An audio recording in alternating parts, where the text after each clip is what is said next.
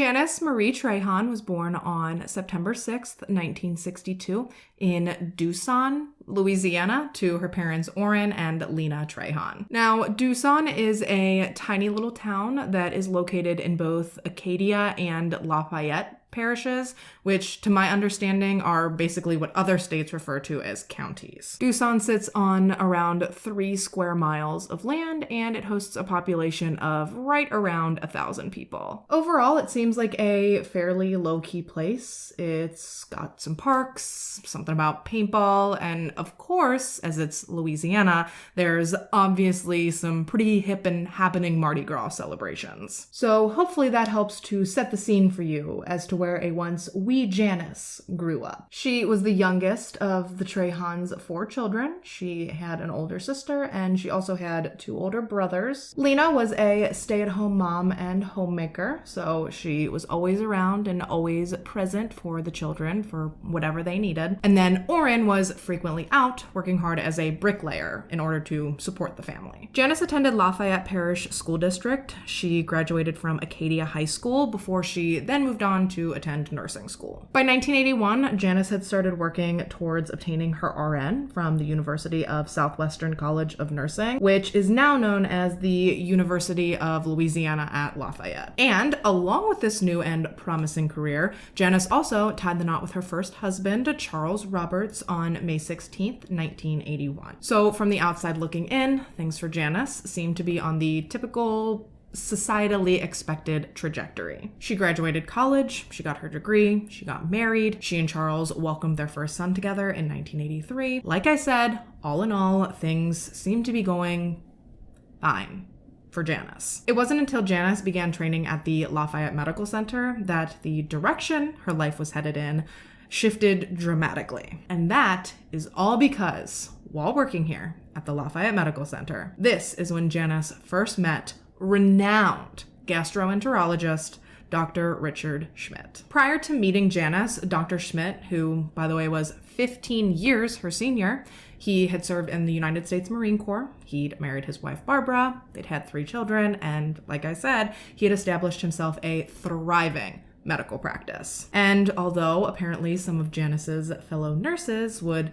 sometimes tease the doctor for his comb-over hairstyle, overall, Richard Schmidt was a well-respected, widely liked, and successful doctor. One that, for some reason, Janice she couldn't seem to keep her eyes off of. Their relationship started off professional. Dr. Schmidt even claims that he helped Janice with some of her coursework while working towards her degree. But eventually, in 1984, the tension, if you will, became too much for either Janice or Richard to bear. Richard ended up kissing Janice one night as the 2 of them were leaving his office, and then from there, ultimately, the 2 did begin a sordid little affair. Now, my guess, considering they were both married, is that this likely began as something that they both intended to be just like a casual fling, but regardless of intention, it very, very quickly became just so much more. Obviously, Janice was attracted to Richard physically at first, but the more she eventually got to know him, the more she truly began to fall for him for who he was. He was kind. He was intelligent. He was really caring. I mean, he was a doctor, for crying out loud. His confidence alone had swept Janice off of her feet, likely before she could even realize what the hell was happening. Things progressed from a kiss in Richard's office to a full-blown love affair in the blink of an eye. Richard was constantly telling Janice how much she meant to him and how much he loved her and how much he couldn't wait to leave his wife and to be with her, like, officially. And actually, this was music to Janice's ears. She too was falling in love with the good doctor, and she too no longer wanted to be together just in secret. So, operating under the assumption that Richard was serious about his feelings and serious with the promises that he made to her, specifically about leaving his wife, Janice actually went ahead and filed for divorce for Charles. She filed for divorce, she filed for a restraining order Yeah. And she moved out of their mobile home and into a small apartment that she had got for just she and Justin, their son. And while this was undoubtedly a difficult time in Janice's life, I mean, divorce, custody, and restraining orders and moving, whether it's what you want or not, none of that is an easy process. But in Janice's mind, it was all going to be worth it. This was the beginning of her new life with Richard. And actually, once Janice had broken things off with Charles and she was out on her own, her relationship with Richard really did seem to flourish. At least at first it did. He started spending more and more time with her outside of work. He met a decent portion of her family. He even went over to her apartment for Sunday dinners with she and Justin pretty frequently. So it truly seemed to Janice as if Richard really was going to hold up his end of the deal, and as if they really were going to become this big, happy family sooner rather than later. But as days turned to weeks and weeks turned to months, and Richard was still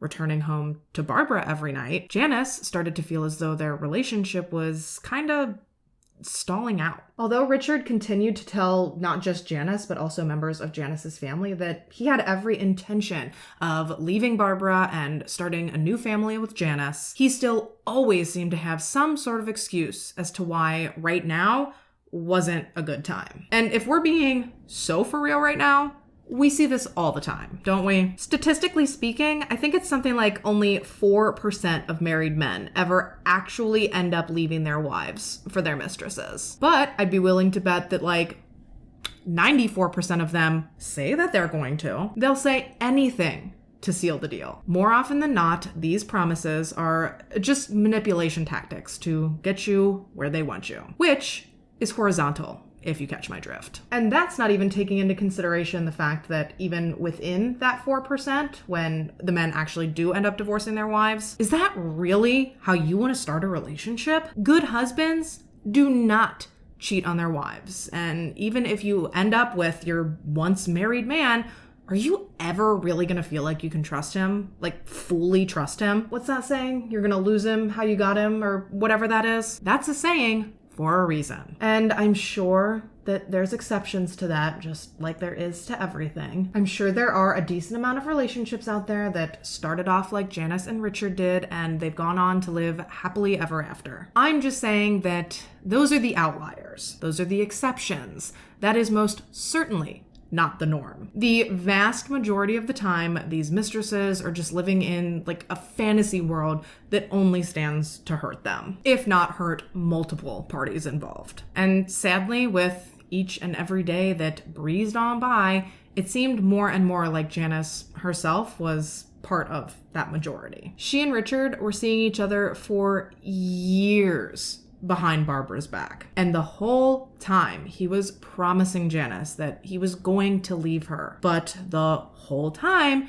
he had absolutely no intentions of following through on that. He wanted all of the fun parts of a relationship with Janice. He didn't want any of the real parts, none of the hard parts, none of the responsibility. He wanted all of the hot, steamy, like passionate, dangerous feeling sex stuff. But as soon as anything real started to set in, Richard promptly shut it down. Throughout the course of he and Janice's, I think like first 5 years together, Janice found herself pregnant on 4 separate occasions. And this was all thanks to Richard's affinity for unprotected sexy time. It is actually spelled out point blank in formal court documents that Richard was vehemently against wearing condoms when he slept with Janice. And not just that, but he also did everything he could to dissuade Janice from using any form of like female barrier contraception, like a diaphragm. Basically, Janice was left with hormonal birth control as her only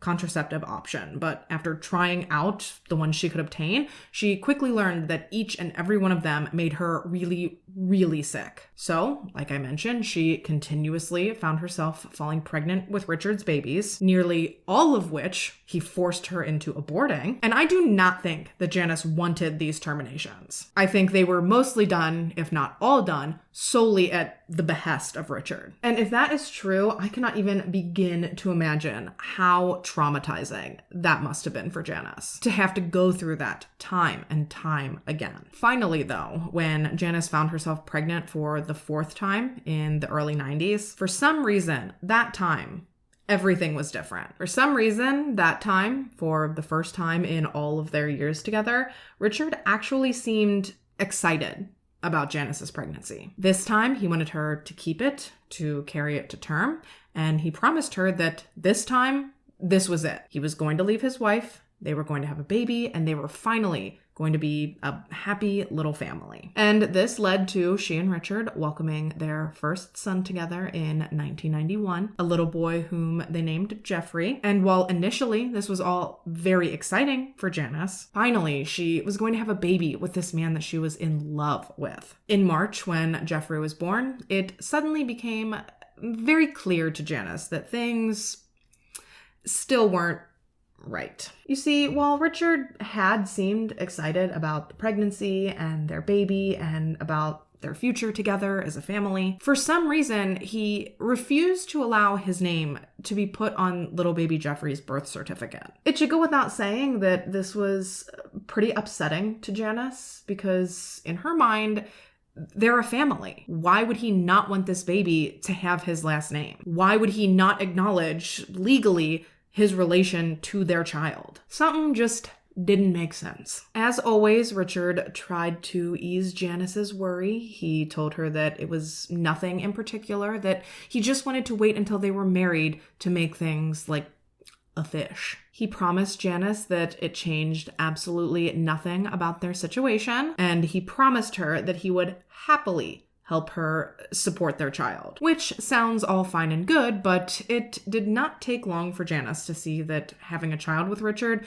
was not going to instantly solidify their relationship. It clearly was not going to be the thing to finally drive him to leave Barbara. Actually, all it seemed to do was bring out a new side of Richard, a side that Janice probably could not have even imagined existed. You see, now that she had mothered his child, it seemed as though all of a sudden he now felt like he had some sort of ownership over her, like she belonged to him. Despite the fact that he was still very much married with nary a separation on the horizon, let alone a divorce, Richard still felt as though he was entitled to forbid Janice from breaking off their affair, as well as to forbid her from seeing anyone else, like ever. He even went so far as to threaten her at one point, telling her that if she ever tried to leave him, he would see to it that no man would ever want her again. And while hearing that now sounds kind of like hyperbolic and unrealistic, because it's like a broad threat, I guess you could say, do me a favor and put a pin in it, because it turns out to be a lot more meaningful than I think anyone at that time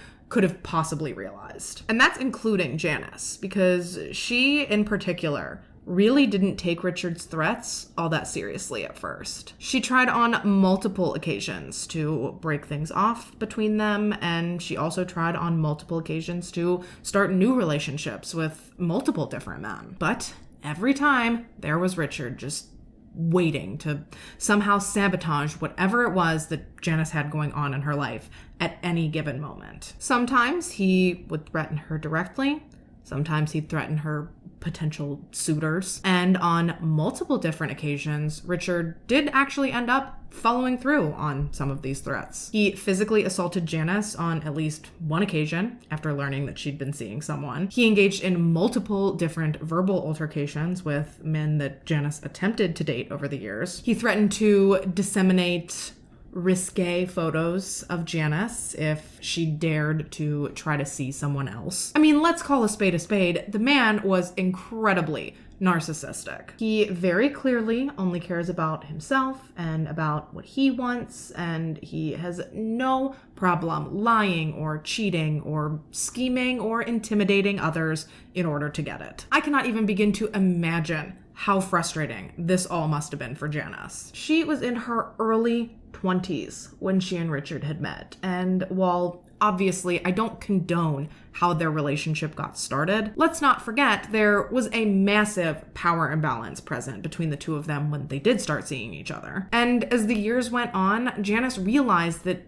being with him was a mistake, and she wanted to end their relationship, and she wanted to start her own new life, but he wouldn't let her. By the time she realized what she had gotten herself into, it was too late. He had her hooks too deep into her, and he refused to let her break free. And this is all while this man has a wife and a family of his own back at home, but God forbid Janice be allowed to move on and have the same thing. It is so annoying and just so cliche. It's such the have your cake and eat it too type trope. It's frustrating as hell and annoying to me just relaying it here to you today. So again, like I said, I cannot even imagine how obnoxious and infuriating this had to have been for Janice. Every time she thought she was making progress and every time she thought she was free, he would somehow find a way to rope her right back in. Like in 1993, when Janice began dating a man named Barry. The two had met at a New Year's Eve party, they got to talking, and they really seemed to hit it off. They got along great, they had a lot of fun at the party, and then they continued seeing each other after that for the next couple of weeks. Everything was fine and dandy. That is, right up until, of course,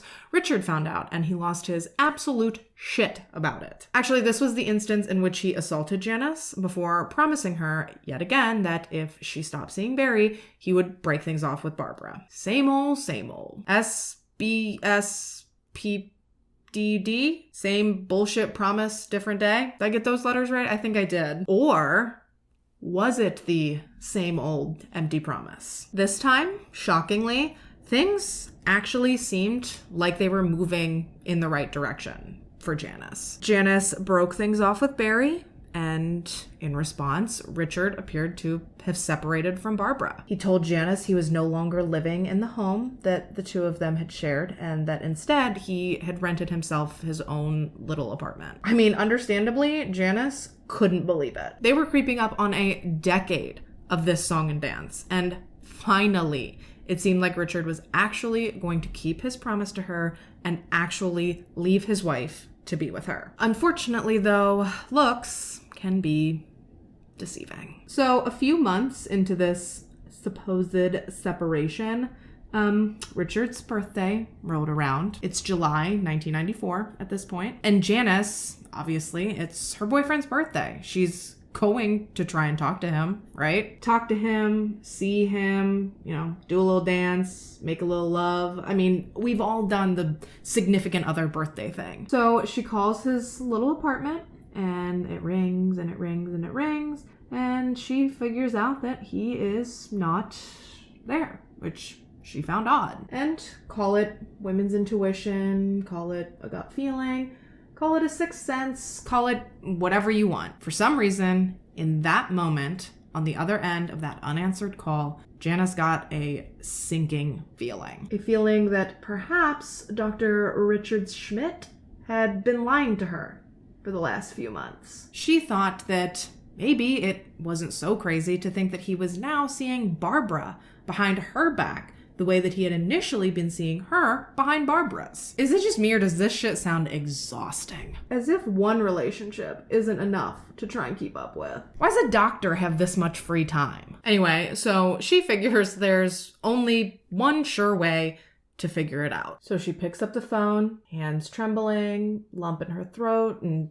stomach in her butt, and she dialed Barbara and Richard's home phone number. As the phone rang, she tried to convince herself that she was overreacting, that there was absolutely no way that he could possibly be doing this. He was not going to be at that house. Surely there was a logical explanation for why he didn't answer his apartment phone. But then the call connected, and on the other end of the line was Dr. Richard Schmidt, who, by answering the phone, unknowingly, but effectively, confirmed his mistress's suspicion that he was in fact still blissfully and happily married. He was very much not separated from his wife, as he had so underhandedly led Janice to believe. And understandably, Janice was crushed. This was it. It was the absolute and last final straw. By this point, Richard had been stringing her along, breaking promise after promise for 10 years. And she was done. She told him right then and there on that phone call that they were over. She told him there was nothing that he could do or say to change her mind. And I mean, I don't have a transcript of the call, but I have to assume that she had some pretty choice words for him before she did finally hang up. Happy birthday, Dick! And that should have been it, right? A clean break. There was no marriage to dissolve, no custody issues pertaining to their son, no assets to split, nothing. Janice should have been able to walk away from she and Richard's relationship scot-free. She should have finally been able to start fresh and to live her own life. However, Richard had no intentions of allowing that to happen. So, little side plot to this whole mess that I haven't mentioned yet, but is pretty important, is that along with being her illicit paramour, Richard Schmidt was also one of Janice's doctors. Yeah,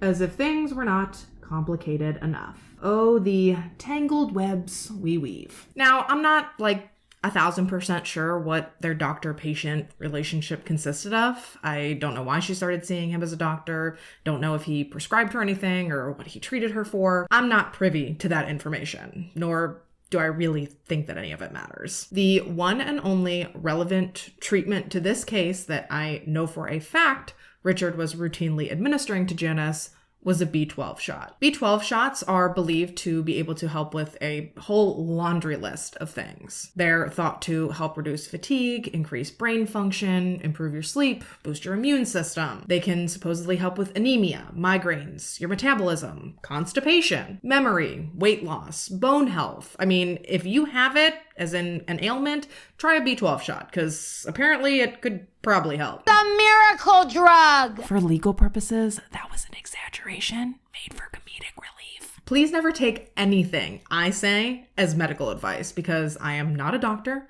I have precisely no medical training, and I am not smart. Please speak to a physician before adding or removing supplements or medications to or from your routine. And please, please, please, please, please never take advice regarding medicines or your health from someone on YouTube or TikTok or Instagram. How did I get here? Oh, the B12 shots. Richard had been routinely giving Janice these shots for basically the entire month of July. And from my understanding, which again, take with a grain of salt, but Google told me that B12 shots are something that you take pretty frequently at first, and then you gradually taper them off and spread them out as your body starts to respond to them. So naturally, Richard had Janice on a set regimen. He's been administering the shots to her for a month at this point, but now they're broken up. My guess is that the future of their doctor-patient relationship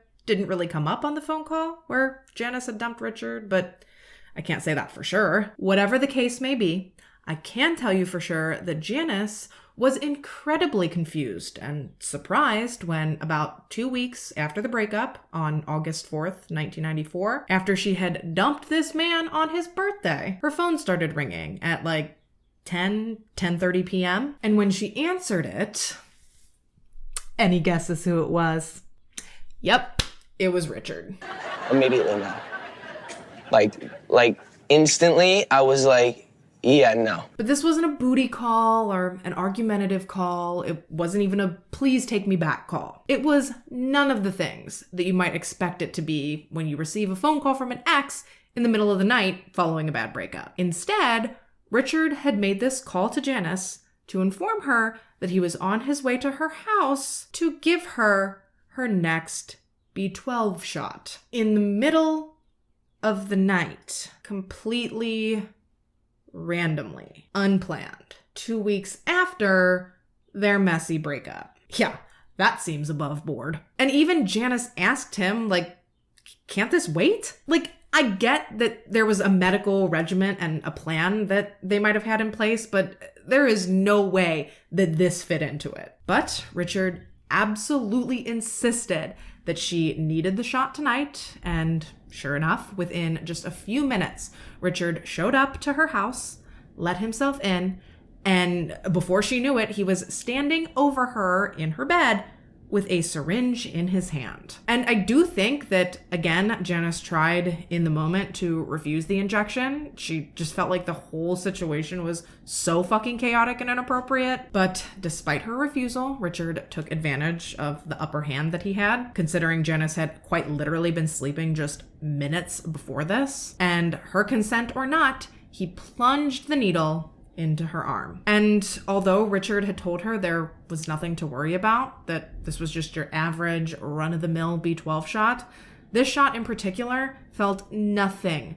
like the B12 shots that he'd administered to her in the past. I mean, aside from the circumstances of receiving the injection being completely out of pocket, this injection that had been given to her by her ex-boyfriend, unprompted in the middle of the night while she lie in bed with their toddler son, had been inexplicably painful. The other B12 shots that she had received earlier in the month, they were nothing. They were just a normal, average, nothing to write home about injection. But this one, on the other hand, this one had immediately sent like a deep and throbbing pain all up and down Janice's entire arm. And this wasn't like a quick flash of pain by any means. Rather, it actually ended up persisting for, well, let's say it lasted way longer than you'd expect any like above the board pain from a shot to last. And then, even weirder than the circumstances in which Richard had shown up under were the circumstances in which he left. That man was out the door and back in his car before Janice's brain could even process the fact that the shot had been painful. Now, Richard explained this as him having an emergency that he had to attend to at the hospital, and that was why he had to get out of there so fast. But as Janice became more and more concerned with how badly her injection site and her arm were hurting, she actually ended up trying to call Richard at the emergency room at Hamilton Medical Center, you know, where he'd supposedly rushed off to. But when she asked the staff who took the call, they quickly informed her that Richard hadn't been there at all that night. Ma'am! Madam! So, cut to the next day. Janice is still in a considerable amount of pain from Richard's late night drop-in shot. So she called him again and she confronted him. She confronted him with how weird the circumstances surrounding the shot had been. She confronted him with how much pain the shot had caused her. And of course, she confronted him with his lies regarding his whereabouts following his rendezvous at her house. And of course, Richard apologized to her. He swore to her that the pain with her injection was common and that she had absolutely nothing to worry about. Oh, and he also swore to her that he hadn't lied to her about going to the hospital after leaving her house. No.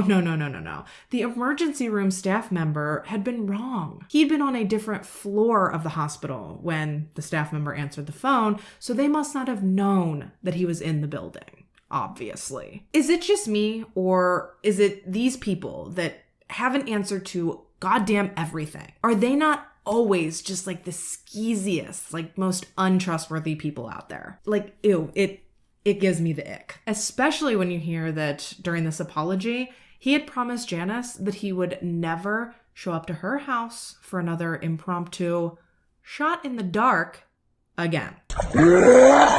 But even after this phone call, Janice still wasn't sure that she was buying what he was selling. Something just still felt off. And actually, she was so bothered by everything that had happened up to this point that while she was at work the next day, she had actually specifically made a point to mention to a woman named Meredith, one of the other nurses that worked with Janice. She ended up telling her all about Richard and all about the shot and all about how weird he'd been acting since. And as she was telling Meredith about this, she told her that she was telling her this because she just wanted someone to know what had happened. She just wanted someone else to know that Richard had given her the shot because she was really starting to worry that it had not actually been a B12 shot that Richard had sent coursing through her veins. But as the next few days passed and nothing like dire happened, she started to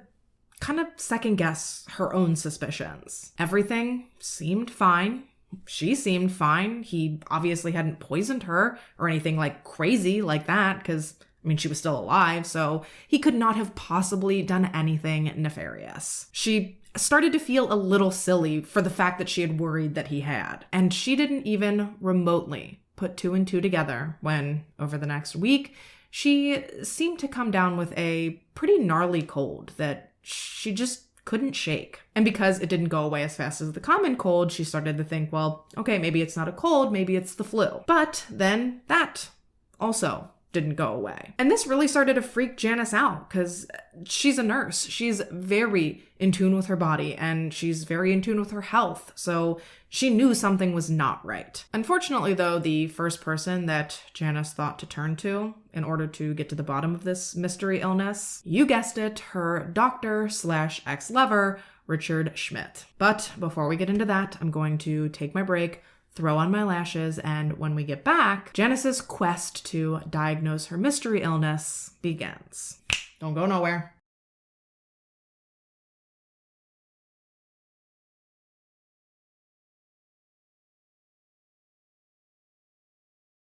Okay, so we're back, and just before our break, Janice had started to feel a bit under the weather, and so, as she'd done countless times before, when she'd taken an unexpected intermission in the grand theater of health, she reached out to Richard, hoping that he might be able to help. And this, by the way, was, I think, a week after the injection. Yeah, he gave her the shot at the end of the night on the 4th, and then she went in to see him at his office on the 12th. She explained her symptoms to him, and while he assumed that everything was likely fine, he did agree to put in an order for a couple of blood tests to, just to be safe. So she goes to the lab, she gets her blood drawn, and when the results come back, wouldn't you know it, everything was fine. The only thing that Richard saw that he said was slightly off was that her white blood cell count had come back a little low, but he didn't really think she needed to worry about it because he assumed that she likely just had like a simple viral infection. So Janice was relieved to hear that it didn't seem to be anything too major that she was suffering from. She figured that whatever it was that she was ailing from, it would likely resolve itself sooner rather than later. Unfortunately, though, that would not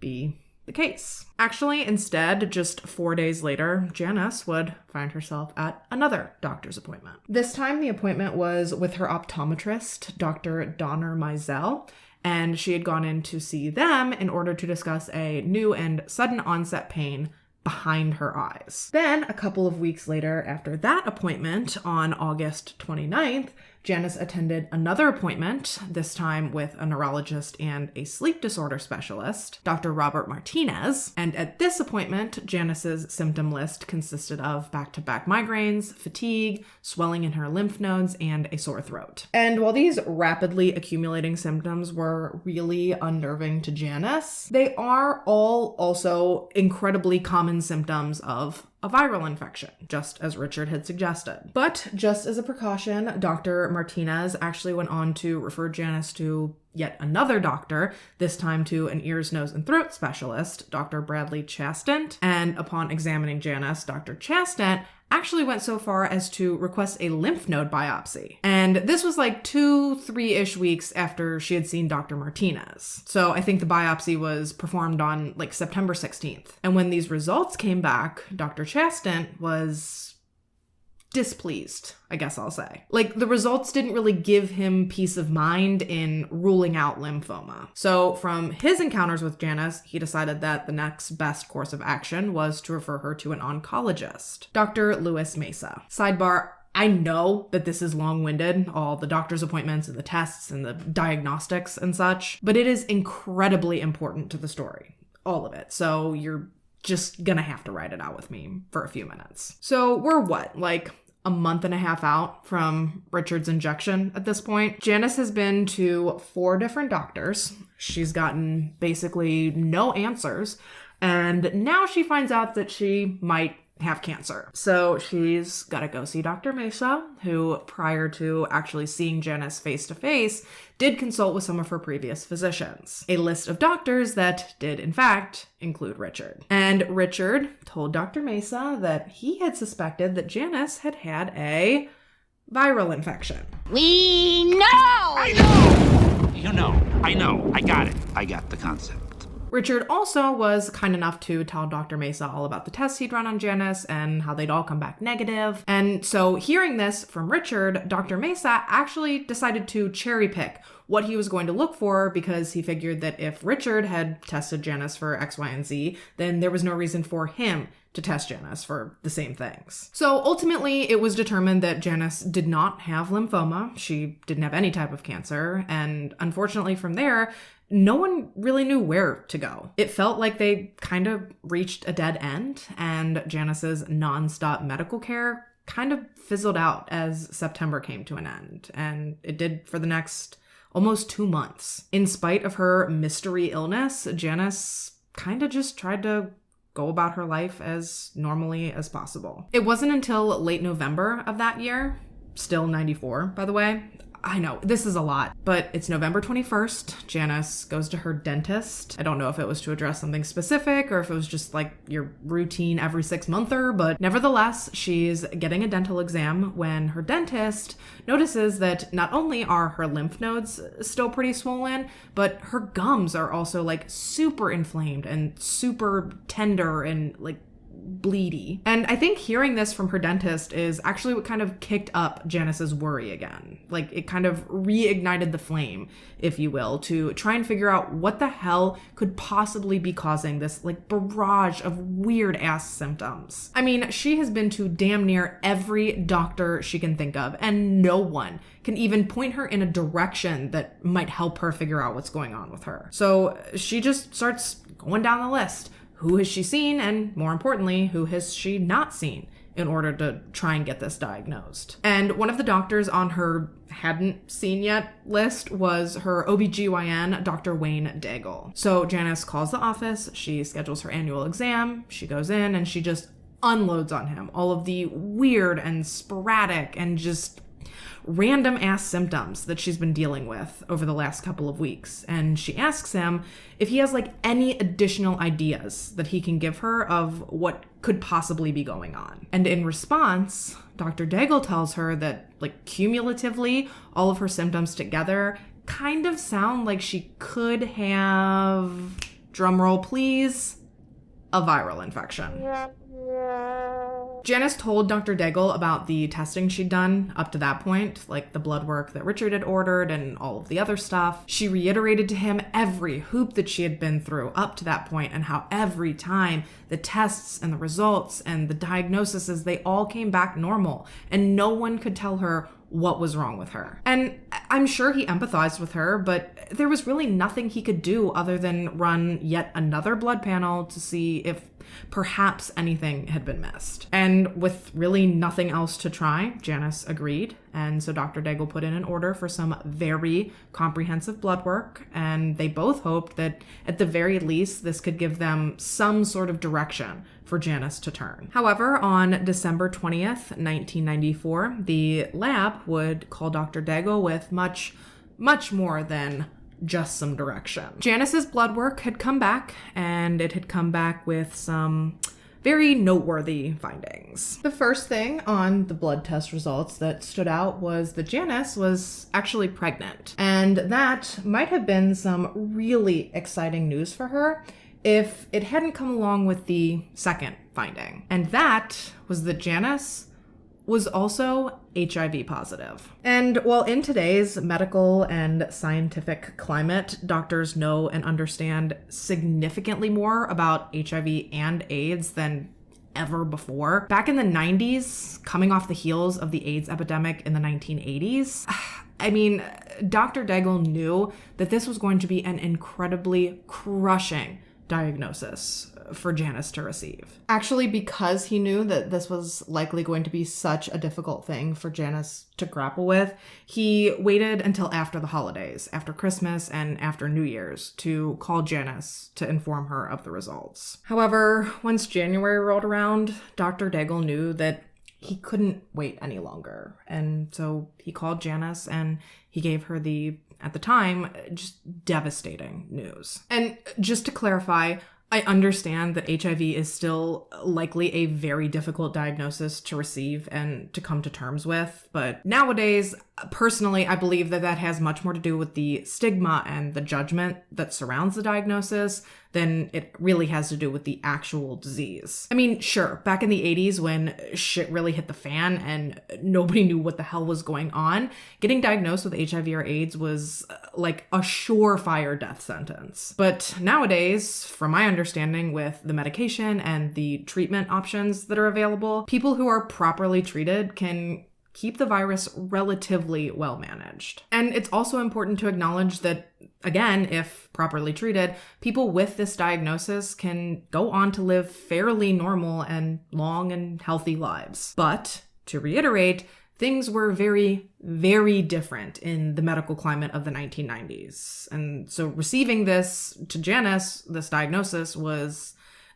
devastating. It felt like someone had just dramatically accelerated the countdown on her life. Not to mention that she was advised to terminate her pregnancy because at the time, it wasn't understood that it was possible to carry a healthy pregnancy and birth a healthy baby if you were HIV positive. Oh, and on top of all of that, Janice had also tested positive for hepatitis C through the blood work that Dr. Daigle had run. So it was just like a triple whammy for Janice, just blow after blow after blow, all in the span of like one short phone call. Rightfully so, Janice was devastated. She just could not understand how this could have happened. I cannot even begin to imagine everything that was going through her head. How do you even think straight in a moment like that? But I do have to give her props because, like, right away, she asked Dr. Daigle if he could tell Richard for her. Because as difficult as this all was for her to process, she was a healthcare professional at heart, and not knowing when she'd contracted the virus and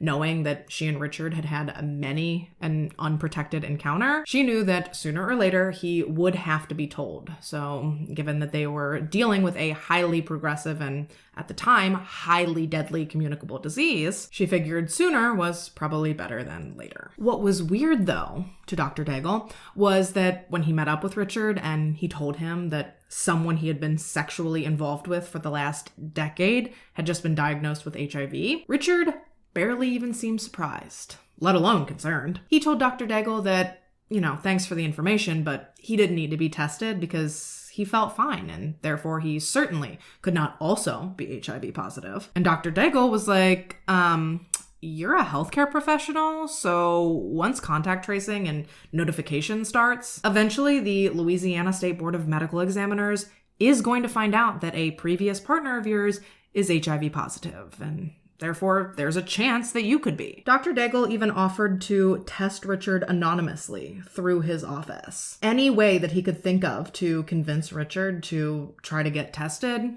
Dr. Daigle was willing to help. But Richard still refused, and I don't know about you, but much like Dr. Daigle, I find this to be absolutely insane. You're telling me that you find out a past sexual partner of yours has any STD and your gut instinct is not to go and get yourself tested?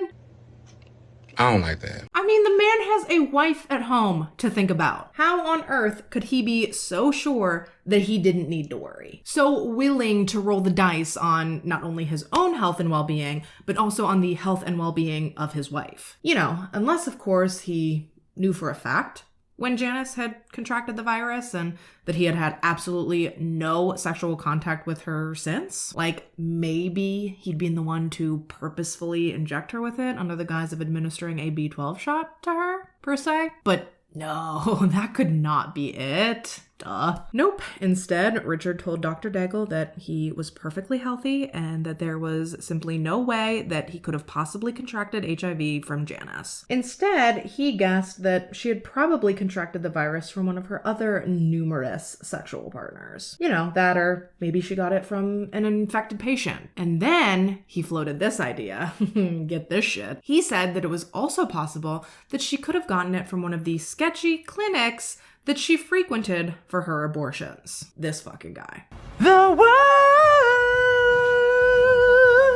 Meanwhile, after receiving her diagnosis, Janice began seeing a local doctor named Dr. Ernest Wong. Dr. Wong was a well-renowned pulmonologist in the area who had almost accidentally become an HIV and AIDS specialist simply due to the significant respiratory problems that apparently come along with the disease. He was getting so many HIV and AIDS patients referred to him that over time it sort of just parlayed itself into a specialty of his. And so after receiving a referral to his practice, Janice began seeing Dr. Wong in late January of 1995. And I briefly mentioned this earlier, but once someone is diagnosed with HIV or AIDS, a process called contact tracing begins. And what that is, it's basically a way to try and isolate and control the spread of the virus by identifying, locating, and informing someone that there's a chance they may have come into contact with the disease. And Janice's case was no exception. Following her diagnosis and the start of her care with Dr. Wong, multiple former partners of Janice's were contacted and they were urged to receive testing. It's my understanding that everyone that was contacted did end up going to get tested, and when the results came back, every single one of the men tested negative. And in my opinion, that is kind of bulletproof evidence to refute Richard's theory that Janice had contracted HIV due to her own promiscuity. So next was to try and narrow down, to the best of their ability, when else Janice could have possibly contracted the disease. And luckily for Dr. Wong, in his investigation into where Janice's HIV had come from, Janice was a longtime blood donor. And this meant that she basically had a catalog of old negative HIV tests to reference in order to narrow down her possible date of infection. Because obviously all donated blood gets tested for Hep B, Hep C, syphilis, HIV, the usual bloodborne bodily fluid type suspects. And when looking back, Janice had consistently tested negative for HIV after every blood donation she had ever made, right up until her final donation, which took place in April of 1994. Not a single donation that she had ever made had ever come back with any indicators that she was HIV positive. So, therefore, given her symptoms and the progression of her HIV as of January when she met with Dr. Wong for the first time, he was actually able to estimate that she was likely infected with the virus sometime at the beginning of August of 94. Obviously, he relayed this hypothesis to Janice, and as I'm sure you've likely deduced by now, this was like a major light bulb moment for her. Because here she's got her HIV doctor telling her that she was likely infected within the first week of August of 94. And that time frame, coincidentally, just so happened to be right when Richard had showed up in the middle of the night to inject her with God knows what. And Janice, she tells Dr. Wong this.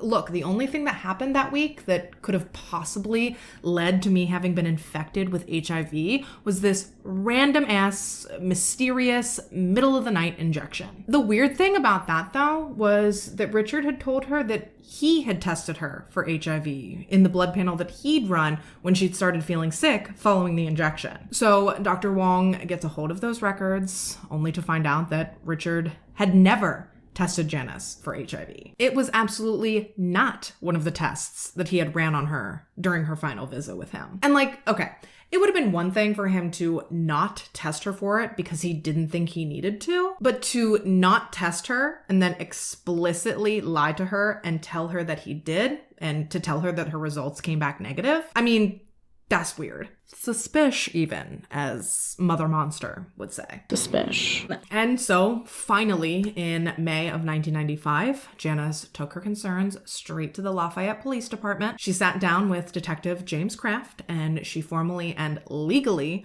accused Richard of knowingly and purposefully injecting her with HIV as well as with hepatitis C. Mind you, this is a woman now carrying around an enormous stigma at the time, and she is accusing this widely renowned and well-respected doctor of doing something that is just so unthinkable. It just seems so off the wall and so far-fetched to think that anyone could truly be this plain evil. But, I mean, she's here, she's filing the complaint, she's making the accusation, so Detective Kraft really doesn't have a lot of options right now, other than to look into what Janice is alleging. Still, while all the while assuming that after a cursory glance in Richard's direction, he'll be able to debunk these accusations and rule this theory out like that. He truly believed that Janice was either trying to ruin Richard's reputation, to,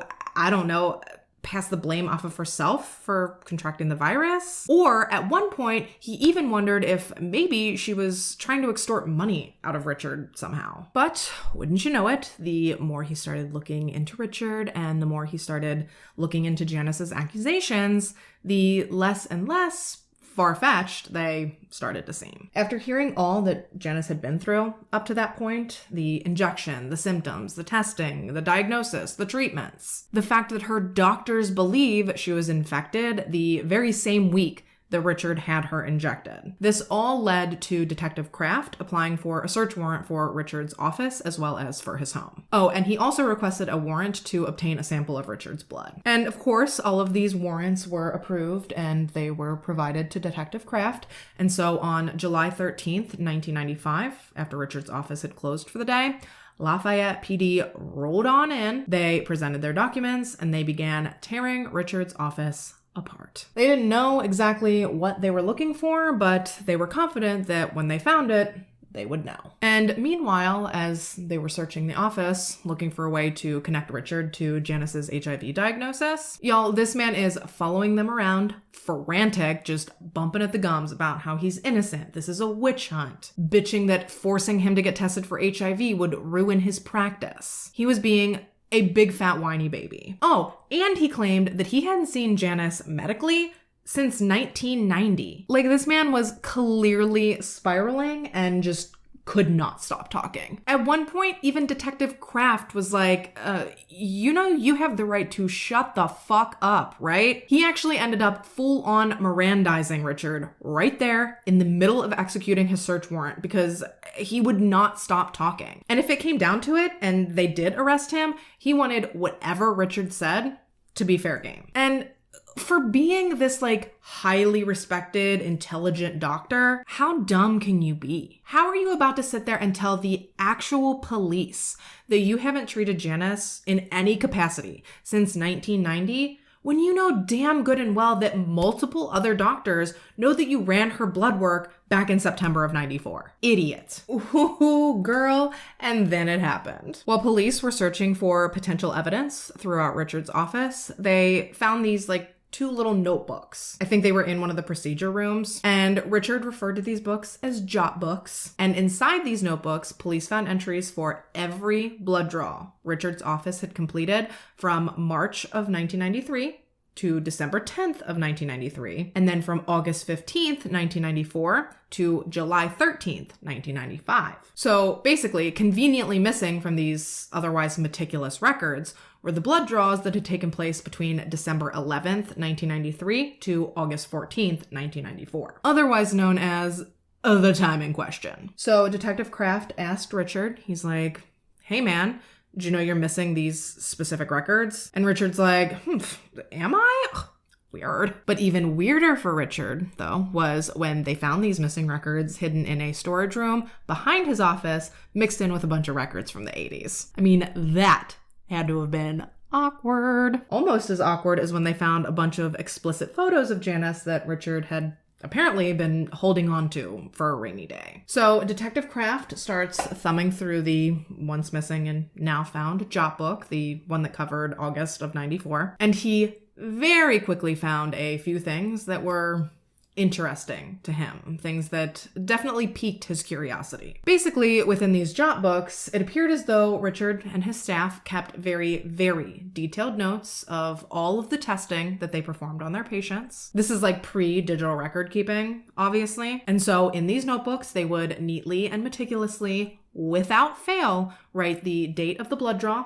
the patient's name, the tests to be performed, and then next to every entry there was a like numbered sticker that they could then use to cross-reference each test result with each patient's entry. And like I said, this was true for almost every single entry in every single one of these job books, with the exception of 2. One was a blood draw that had been completed on August 2nd, 1994, on a patient commonly referred to as LL. And the second was for a blood draw that had been completed on August 4th, 1994, on a patient commonly referred to as DM. And both of these entries stuck out to Detective Kraft immediately because they were not only missing the required test designated to be performed, but they were also both missing the number stickers beside their entries as well. Instead, in place of these two typically listed pieces of information, there was just a handwritten note that stated purple stopper for Dr. S. S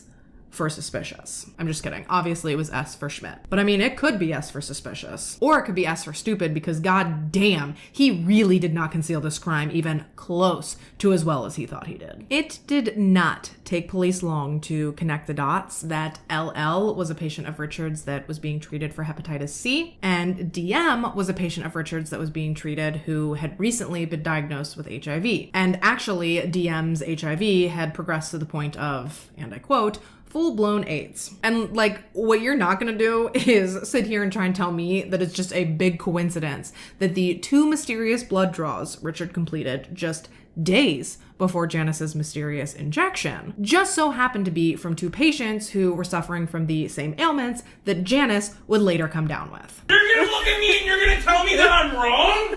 Am I wrong? Get fucking real. But even with as obvious as it may seem to you or me, Richard continued to maintain that the accusations being posed against him were preposterous. He claimed that he was never even at Janice's house on the evening of August 4th, 1994, and he told them that a simple conversation with his wife would corroborate this supposed alibi. And sure as shit, when police spoke to Barbara Schmidt, she did indeed back up Richard's claims that he had been home that entire evening. She said that he at no point left their home, and that aside from a 20-minute window that she was taking a bath, she had had her literal eyeballs on him the entire evening. But here's what's funny about that. While I can concede to the fact that 20 minutes is a very tight window, it was still a gap in his alibi, and police needed to determine definitively if this gap could have been a long enough time frame for Richard to leave, go to Janice's house, inject her, and return home without Barbara noticing. Like I said, it would be tight, but Janice only lived 5 miles away from Richard. And so after consulting with traffic accident reconstructionists and conducting a few experiments to narrow down an average time frame that this round trip would have taken, it was actually determined that Richard could have easily left his home, made it to Janice's, administered the injection, and made it back home in just under 18 minutes, giving him 2-ish minutes, give or take, to spare before his wife would have been out of the bath to notice if he was gone or not. Basically, what that boils down to is it was absolutely 100% possible that Richard could have administered that shot. So now all they needed to do was prove that he had, which, my friends, is where science, as it tends to, swoops in and saves the day. Basically, what they were hoping to do was to prove that Janice's HIV strain and DM's HIV strain were one and the same. And the way they were hoping to do that was by taking Janice's blood and DM's blood and the blood of 28 other HIV-positive patients from all over Louisiana. They took these samples and they conducted a blind test to see if there was any discernible genetic link between any of the sample strands of HIV. And incredibly, this experiment actually deduced that there was a 1 in a million chance that Janice's HIV had not been the product of DM's HIV. Is science not so fucking incredible? I can't. I have so much respect for science and for those who contribute to it and what they've been able to do for the world and for humanity. Oh, it's just incredible. If by chance you're curious about learning any more about the testing that was done to link Janice and DM's HIV strands, the process is called phylogenetic analysis. And I will link down below an article that explains it very, very clearly and in great depth, because I cut it down for the sake of brevity here, because this video is already getting long, but it is a very fascinating read if you have time. But for now, let's get back to Richard and what they did with these phylogenetic analysis results. They nailed him to the wall with them. That's what. Sorry, I hate this guy so much. So they determined that there's basically no way that Janice's HIV infection originated from anyone other than DM. So that, coupled with the plentiful circumstantial evidence in this case, the suspicious shot, the proximity in which the shot was given to when Janice was then diagnosed with HIV, the 20-minute gap in his alibi, the evidence gathered from his office, the phone records confirming that Richard had called Janice late in the evening on August 4th. It was not looking good for him. Dr. Richard J. Schmidt was finally arrested on July 23rd, 1996, and he was charged with attempted murder. A charge that he, of course, pled not guilty to, meaning the case was headed to trial, which began in 1998. Obviously, the prosecution was arguing that Richard was a scorned lover who, in an effort to punish Janice for daring to end their affair, injected her with HIV and hepatitis C in an effort to ruin her life, as well as in an effort to ultimately end it. The defense, on the other hand, argued that the prosecution's theory was sheer nonsense. They argued that Janice had contracted HIV through her own risky lifestyle, and that the supposed link between Janice and DM's virus strains had been determined by too new of a science, and that it simply could not be viewed as reliable, at least not at that point in time. Both sides brought in experts to testify to the validity of their specific theories and to either corroborate or refute specific information that would either help or harm their case. And while both sides did present pretty decent arguments to bolster their case, in the end, in October of 1998, Dr. Richard J. Schmidt was found guilty of attempted second-degree murder. After deliberation, the jury came back 10-2 in favor of guilt, which sounds shocking now, because in most cases now, jury verdicts have to be unanimous, but at the time of Richard's conviction, and actually up until, I believe, 2018, Louisiana did not require a unanimous jury vote in order to find someone guilty. Therefore, the verdict in Richard's case held, and in February of 1999, he was sentenced to 50 years hard labor in a Louisiana prison. And while at the time this seemed like a huge win, Richard would actually go on to, from behind bars, continue to try and ruin Janice's life, as if he ain't done enough already. Richard actually sat down and did an interview with 2020 right around the time of the trial, or like just after it had wrapped up. Full transparency, I'm not 100% on the dates, but regardless, he sat down and he did this interview in which he mercilessly slandered Janice. He referred to her as a stalker, and he basically tried to ruin the public's perception of her in an effort to improve the public's perception of him. And Janice did actually end up filing a lawsuit against Richard, as well as against the reporter and the publisher of this interview, because basically, from my understanding, it was more of a hit piece than anything. And ultimately, these suits were mostly, if not all, settled out of court. But did this stop Richard from his self-righteous journey to clear his name? Of course not. Following his sentence, Richard went on to appeal his conviction numerous times, all of which were unsuccessful, which left parole as really his only option to ever live a life outside of prison ever again. And in 2015, Richard applied for parole, hoping that 17 years in the slammer and zero remorse would be enough to see him freed, but in the end, on June 11th, 2015, he was unanimously denied parole by a 3-member state board. And he was actually eligible again at some point last year. However, something just tragic happened before he got the chance to apply. He died. Yeah, February 12th, 2023, 74-year-old Richard J. Schmidt died at a Baton Rouge hospital. And this was confirmed by the Louisiana Department of Public Safety and Corrections on March 3rd, 2023. Isn't that sad?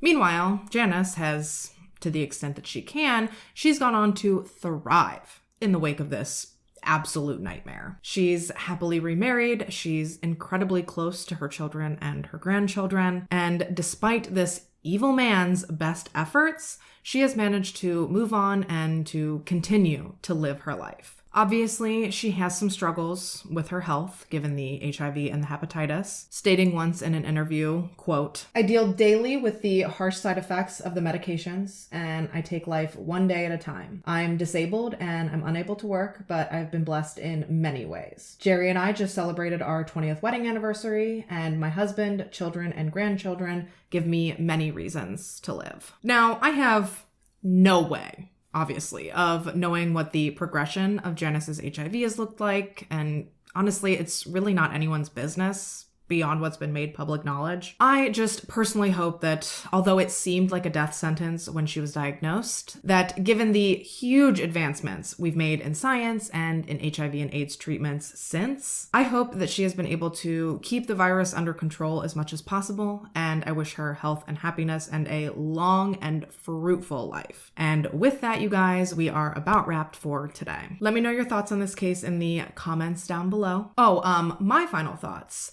I think that Richard is a narcissist and a big old butthead. And I think Janice is a freaking badass. And I am so happy that she appears to be doing well following all of this. Dude, it is just so scary that there are people out there whose minds work like this. That this man was a doctor sworn to heal and to do no harm, and then he turns around and does this shit? And I know it's not exactly the same, but the amount of stories that I came across while researching this one of like just regular civilian people intentionally infecting their partners or other people with HIV, it blew my freaking mind. Yeah, things aren't the same now as they were back in the 80s or 90s, but it's still a life-altering virus, and it's likely still very difficult to adjust to being diagnosed with it, even in modern times with the advancements we have in modern medicine. So the fact that someone would take that and maliciously infect someone else with it,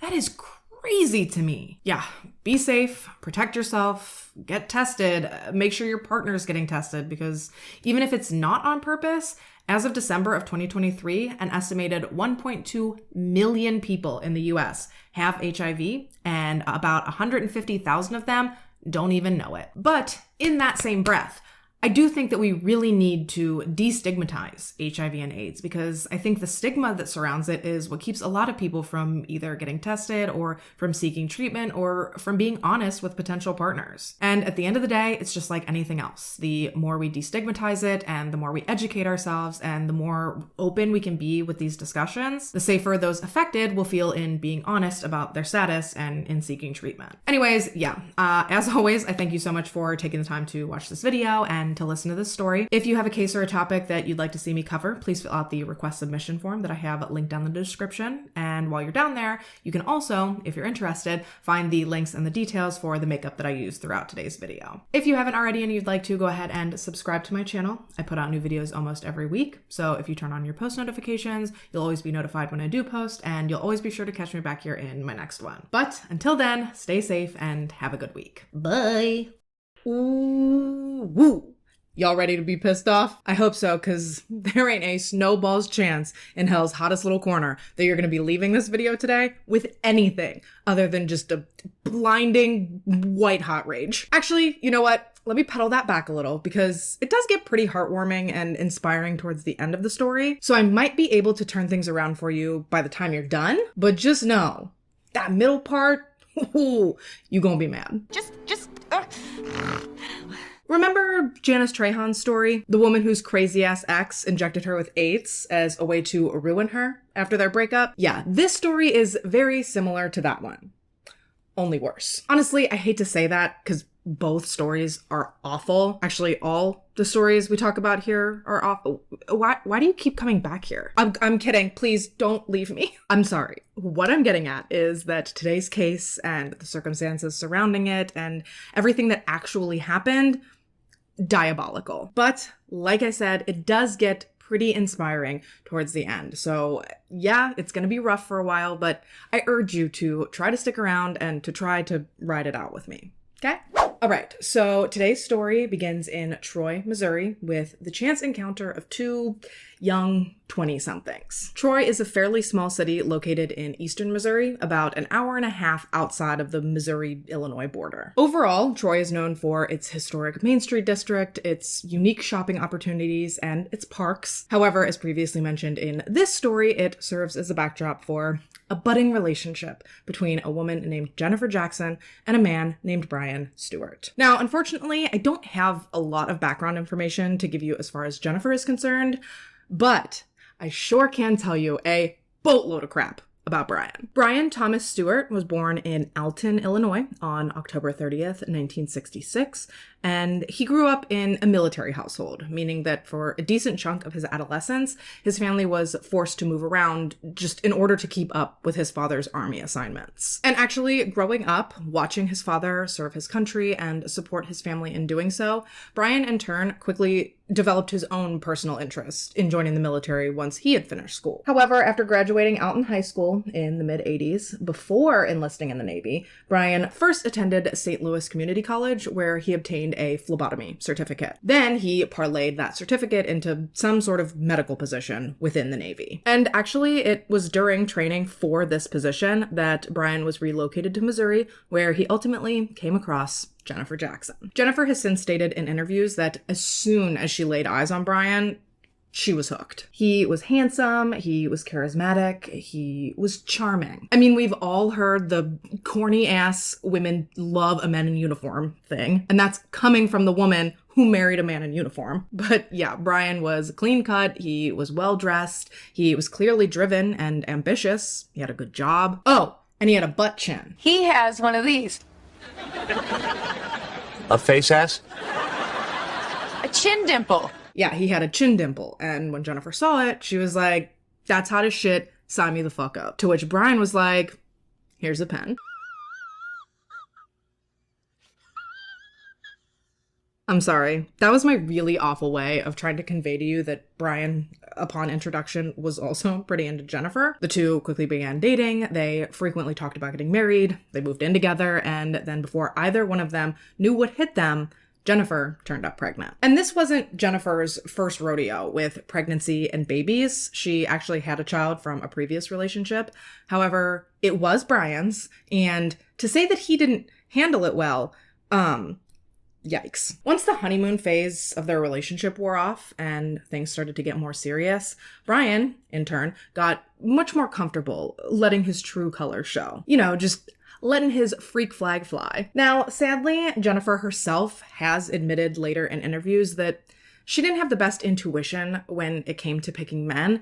I still don't think that anything she had been through previously could have possibly prepared her for the roller coaster she was about to experience dating and living with Brian. His moods were so hot and cold, and his temper was so unpredictable and so volatile that Jennifer just never knew what to expect with him. It was like dating Jekyll and Hyde. Sure, he had a sweet, romantic, and tender side, but he also had a mean, terrifying, and abusive side. During arguments, Jennifer has claimed that Brian would hit her, he would kick her, spit on her, he would bite her. And what's really unfortunate is that this behavior did not improve even slightly with the announcement of Jennifer's pregnancy. If anything, once he found out that they were expecting, Brian just amped up the crazy. One day, he'd be giving her a beautiful framed poem as a gift, only to go on to sexually assault her a different day. Yes, one day during Jennifer's pregnancy, Brian propositioned her for sex, which she declined.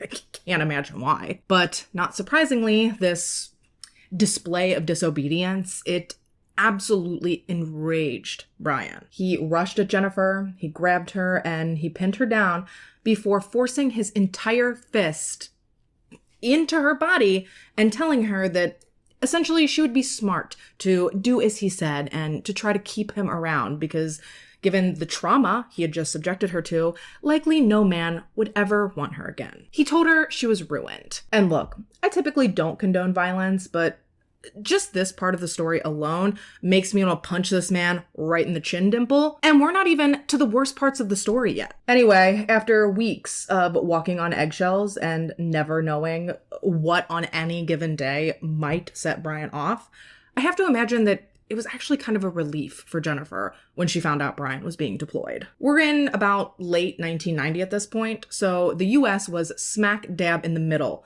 of the Gulf War. And I hate to say this, but frankly, for everyone involved, it probably would have been better if Brian hadn't come back from Desert Storm. I know that sounds terrible, but give it time.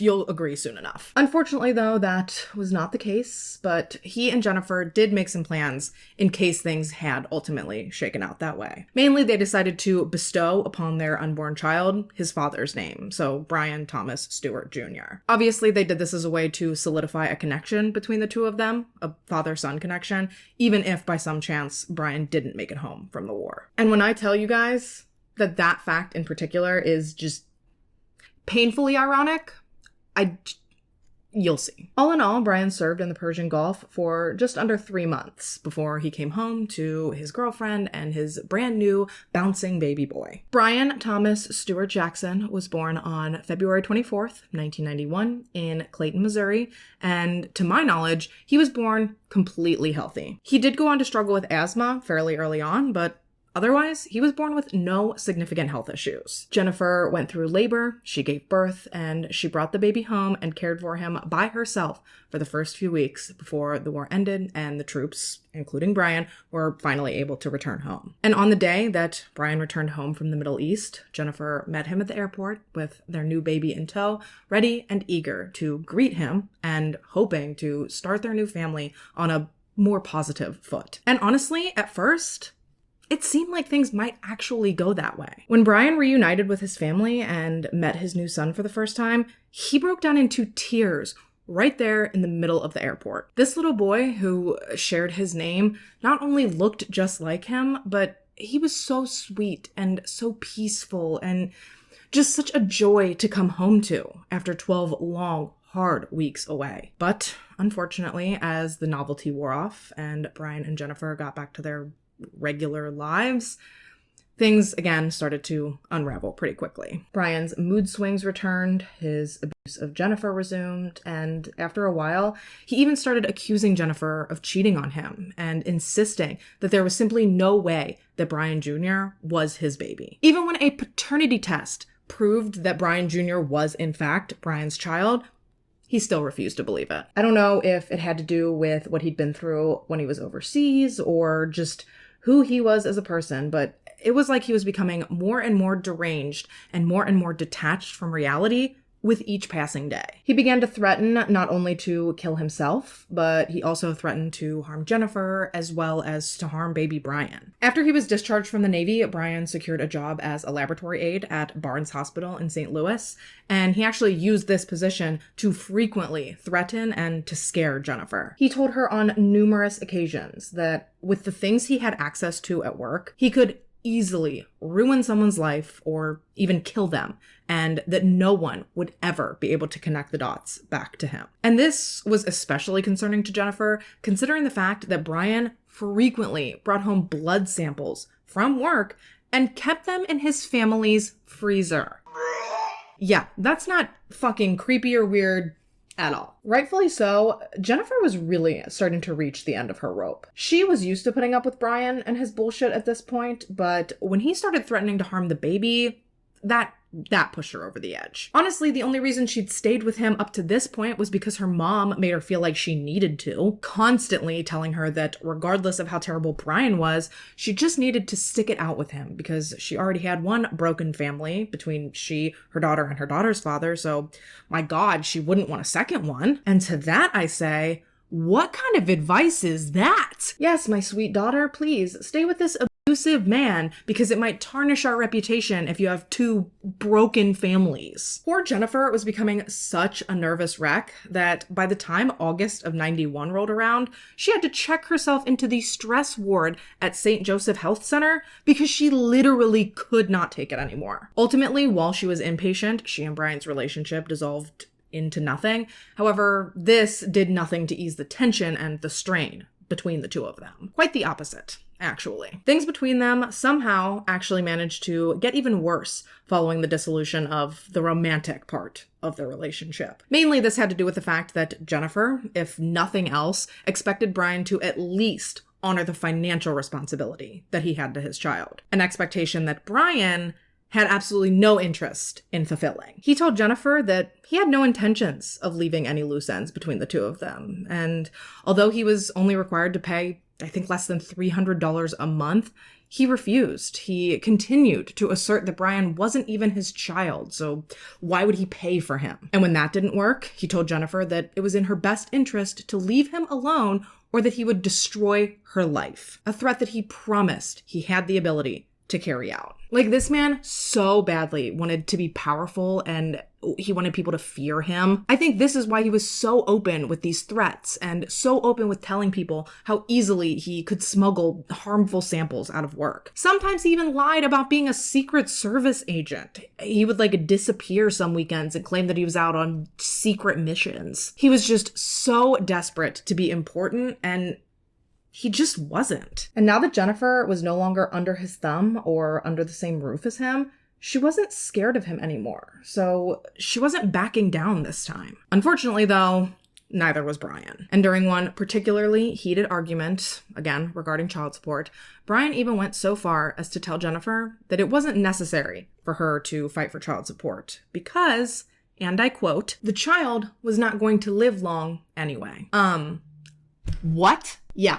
10 toes down with zero hesitation, Brian stood in front of the mother of his son, and he told her that she didn't need to worry about child support because her son was not going to live past 5. Now, of course, this took Jennifer back a bit, because what in the Miss Cleo was this Looney Tune talking about? How on earth could he, one, say that about his own son, but two, how could he possibly know that? And Jennifer asked him these questions, but all he told her was just not to worry about it. And then that was that, I guess. And then after that fight, Jennifer didn't hear from Brian for a month. Honestly, probably a welcomed reprieve. Following that last blowout fight, Jennifer wouldn't see Brian again until February of 1992. Remember I mentioned that baby Brian would battle some pretty severe asthma before he even turned 1? This is that. He was admitted to the hospital on February 2nd, 1992, after Jennifer had rushed him in during what would turn out to be a severe asthma attack. Brian had been wheezing and coughing. He was clearly having some serious trouble breathing, and after being examined and admitted to the hospital, he would actually spend the next 4 days there as he gradually recovered. And throughout this time, Jennifer did reach out to Brian to let him know what was going on, because despite how rocky things had become between the two of them, she figured that if the tables were turned, she would absolutely want him to extend the same courtesy to her. Now, I certainly don't think she planned to receive any support from him during this time. He was pretty unreliable as a co-parent, if you could even call him that. So fancy her surprise when on February 6th, just hours before baby Brian was set to be discharged, Brian Sr. came waltzing into the hospital room like he was just freaking Father of the Year. He was dressed impeccably, as per usual, khakis, dress shirt, he was clean shaven. It was actually kind of an ongoing joke between he and the people that he worked with that he dressed way nicer than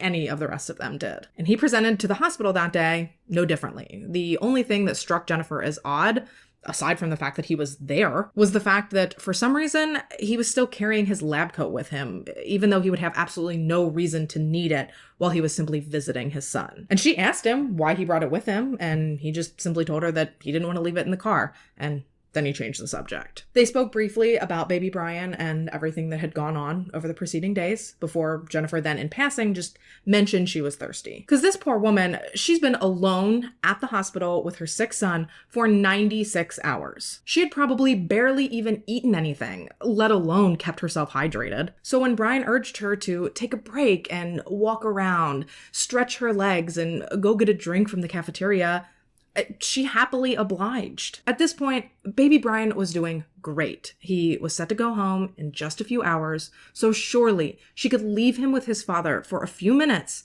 so that she could go and grab a soda, right? Well, unfortunately, this decision, it would haunt Jennifer for years to come. When questioned later, Jennifer would state that she was probably only out of baby Brian's room for maybe 20 minutes before she returned to just madness and calamity. When she had left the room, Brian was sleeping peacefully in his little hospital cot. He was totally content, not a care in the world. However, when she'd returned post-cafeteria, He was hysterical. He was screaming. He was crying. And try as she might, he was completely inconsolable. Obviously, Jennifer asked Brian what the hell had happened to her son. Why was he so upset?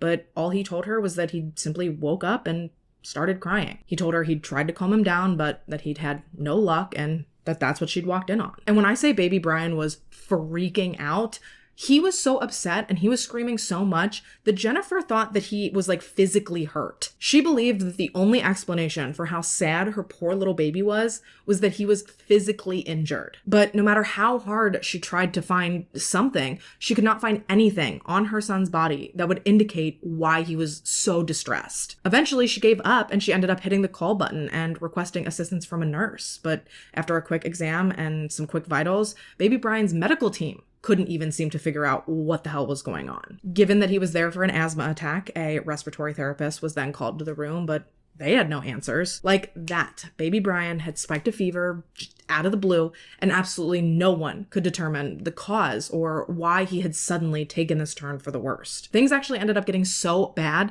that the hospital staff recommended that baby Brian be transferred to a larger and more equipped hospital because frankly, they were stumped. By the time Brian's transfer to Cardinal Glennon Children's Hospital was complete, he had exhausted himself from crying. He passed out, and then by the time he woke up, whatever had been bothering him seemed to have passed. Jennifer was able to take him home soon after that, and although they never got any real answers for Brian's episode, nobody expected him to go home to live anything other than an ordinary, healthy life. But little did anyone know that that day in the hospital, something deadly and something completely irreversible had been set into motion. And what's really crazy is that no one would have any idea that anything was wrong, like even slightly, for years. 4 years, to be exact. From that point up until Brian was 5, he was a completely normal, completely healthy seeming little boy. He was active, he was energetic,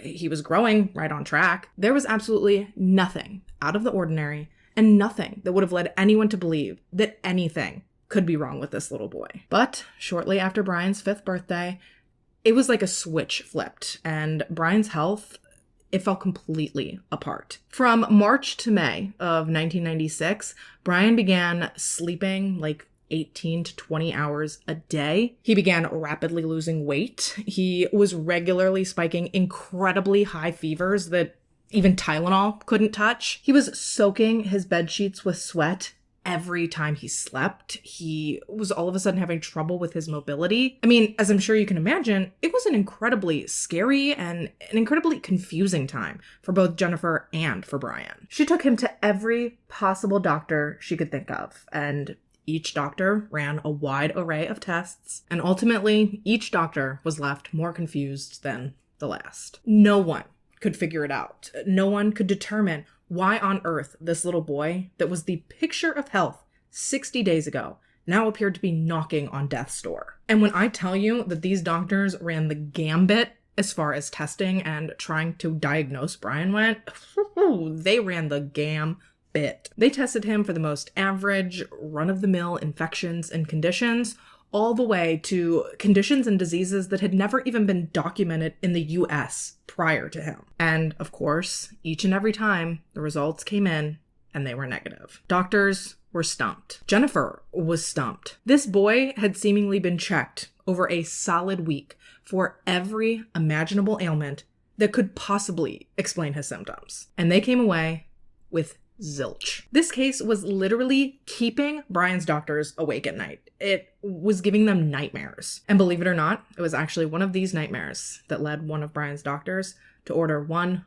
final test. A test they had skipped over previously because the idea that a 5-year-old could have contracted this specific disease, it was unfathomable. But they were quite literally grasping at any possible straw they could at this point. So right then, in the middle of the night following this nightmare, Brian's doctor called the hospital. He spoke to the on-call medical team, and he instructed them to test this 5-year-old boy for HIV. And sure enough, on May 24th, 1996, 5-year-old Brian Thomas Stewart Jackson was diagnosed with not just HIV, but given how far the disease had managed to progress, Brian was diagnosed with, and I quote, full-blown AIDS. Nowadays, I think most people know the difference between HIV and AIDS on at least like a surface level. Certainly, I was one of those people prior to researching this case, because even when I researched the Janice Trahan case, I didn't really look super far into exactly what the diseases were on their own or what exactly differentiated them. I'm familiar now, though, and buckle up, baby, because you're about to be familiar too. According to the Mayo Clinic, human immunodeficiency virus, or HIV,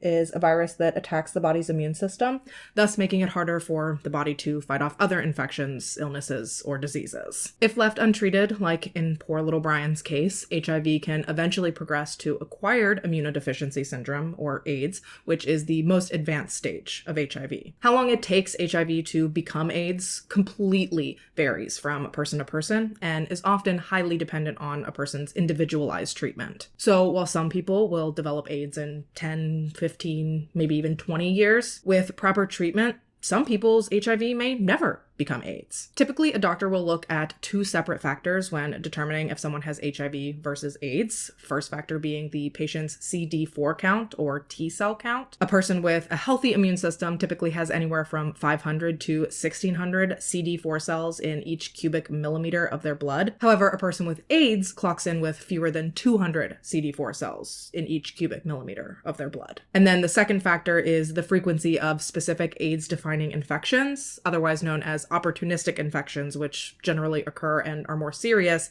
in people who have a CD4 count below 200. All this to say that when Brian received his diagnosis, his CD4 count was 0. He had not a T cell in his body to help protect him from infections, and he was already infected with 3 opportunistic infections, hence full-blown AIDS. Jennifer could not believe it. How the hell had this happened to her child? He was perfectly healthy 2 months ago, and now the doctors were telling her that there was no chance he was going to survive this. He was terribly ill. He even flatlined on 2 separate occasions while he was in the hospital following this diagnosis. And his doctors told Jennifer that if he managed to make it out of the hospital, she needed to go home and start getting arrangements together for her son's funeral, because they were sure that he wouldn't possibly make it more than maybe another 4 to 5 months. And so, armed with 23 oral medications and I believe 3 separate IV medications, Brian was essentially sent home to die. Jennifer even set aside a little white suit that Brian had once worn as a ring bearer in a wedding to be his funeral suit. Even with his crazy new strict regimen of antiviral meds, truly no one expected Brian to live to see his 6th birthday. While we know way more about HIV and AIDS today in 2024 than we ever have before, you have to remember that this was the 90s. We were right on the heels of the AIDS epidemic of the 80s. In fact, by 1992, AIDS had become the leading cause of death for American men between the ages of 25 to 44. So how in the actual fuck was this little 5-year-old boy in the end stages of this disease supposed to pull through? It just didn't seem likely. Even with rigid medication regimens like Brian's, this virus is smart. It quite literally figures out how to grow and how to mutate even in the presence of medications, especially the rudimentary medications that were available in the mid-90s. And this is why HIV and AIDS have stumped scientists and medical professionals for going on 50 years. They just cannot get ahead of it. A couple of months ago, I saw a video that Stephanie Harlow posted about the death of the 3 Kansas City Chiefs fans. And one of the men that she talked about in that video at the time that story took place had actually actively been working on an HIV and AIDS vaccine. And the way that she explained in that video the complexity of HIV, just props to her, because it truly made it so easy to understand and it was very digestible. So if you don't mind, I'm actually literally going to read off exactly what she said. HIV is different because of how quickly it mutates, which is why a vaccination has been so hard to create. It's like trying to knit a shirt for a baby, and when you see this baby, it's a certain size, so you start knitting the sweater for this baby, but by the time you have the sweater ready, the baby has aged 15 years, grown a tail, and maybe another arm out of its back, so the sweater obviously doesn't fit anymore. You have to go back to the drawing board and you have to make a new sweater. One that's bigger, one that has an armhole coming out of the back, and maybe even a little canopy for a tail. But then the same thing keeps happening. When you go back to the baby has 2 heads. Now you make a sweater that has 2 neck holes. Basically, you can't ever get this sweater right. And That's basically what it's like trying to treat and prevent HIV. By the time you've come up with a treatment or a preliminary vaccine, the disease has mutated so dramatically that you literally are catapulted right back to square one. Honestly, it's quite fascinating. I found myself completely enveloped in this research because it really is just wow. Speaking of, I know this is random and I know this doesn't really fit here, but I do know that Stephanie Harlow is going through an just unimaginably difficult time right now. So if you could either send some prayers her way or just some positive thoughts. I know that she will literally never see this, and that's not the point.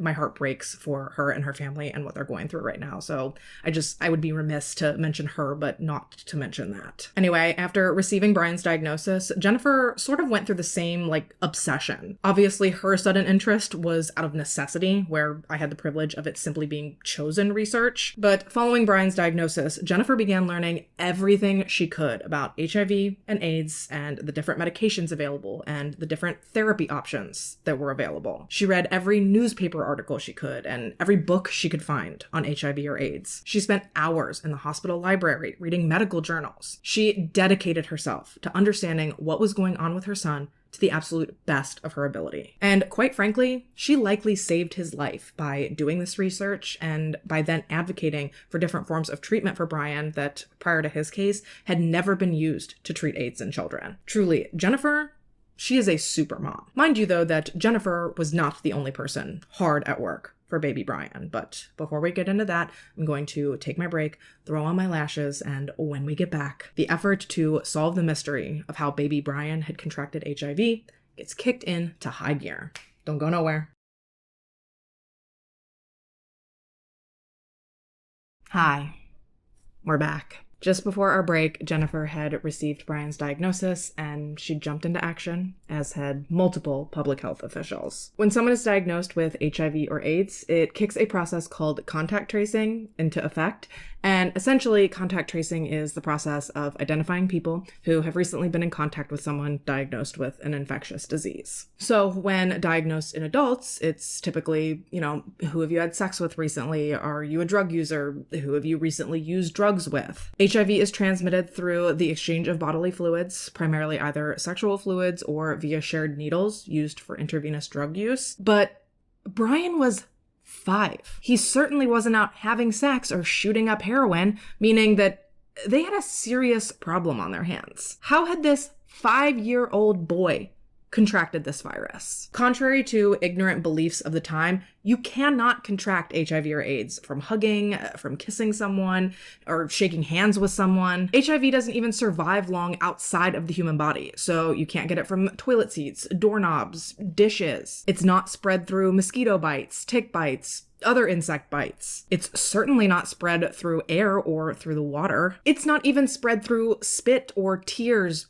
sweat or feces or urine that doesn't have blood mixed in with it. Basically, what I'm getting at is, given the fact that Brian had not had HIV passed down to him from Jennifer at birth, because Jennifer does not have HIV, this meant that something incredibly alarming had to have happened to him in order for him to end up where he was. And with no way to figure this out for themselves, Brian's medical team ultimately chose to reach out to police for further assistance. Over the following 2 years, police looked into every possible avenue that they could imagine to try to explain how Brian had come to be HIV positive. They spent hours upon hours interviewing anyone and everyone that had ever been close to Jennifer and Brian over the years preceding his diagnosis. So family members, friends, babysitters, doctors, all of these people were subject to not just police interviews, but they were all required to submit blood samples to determine their HIV status. 26 different individuals, I believe, was the exact number of people that were close to Brian and Jennifer that police tested,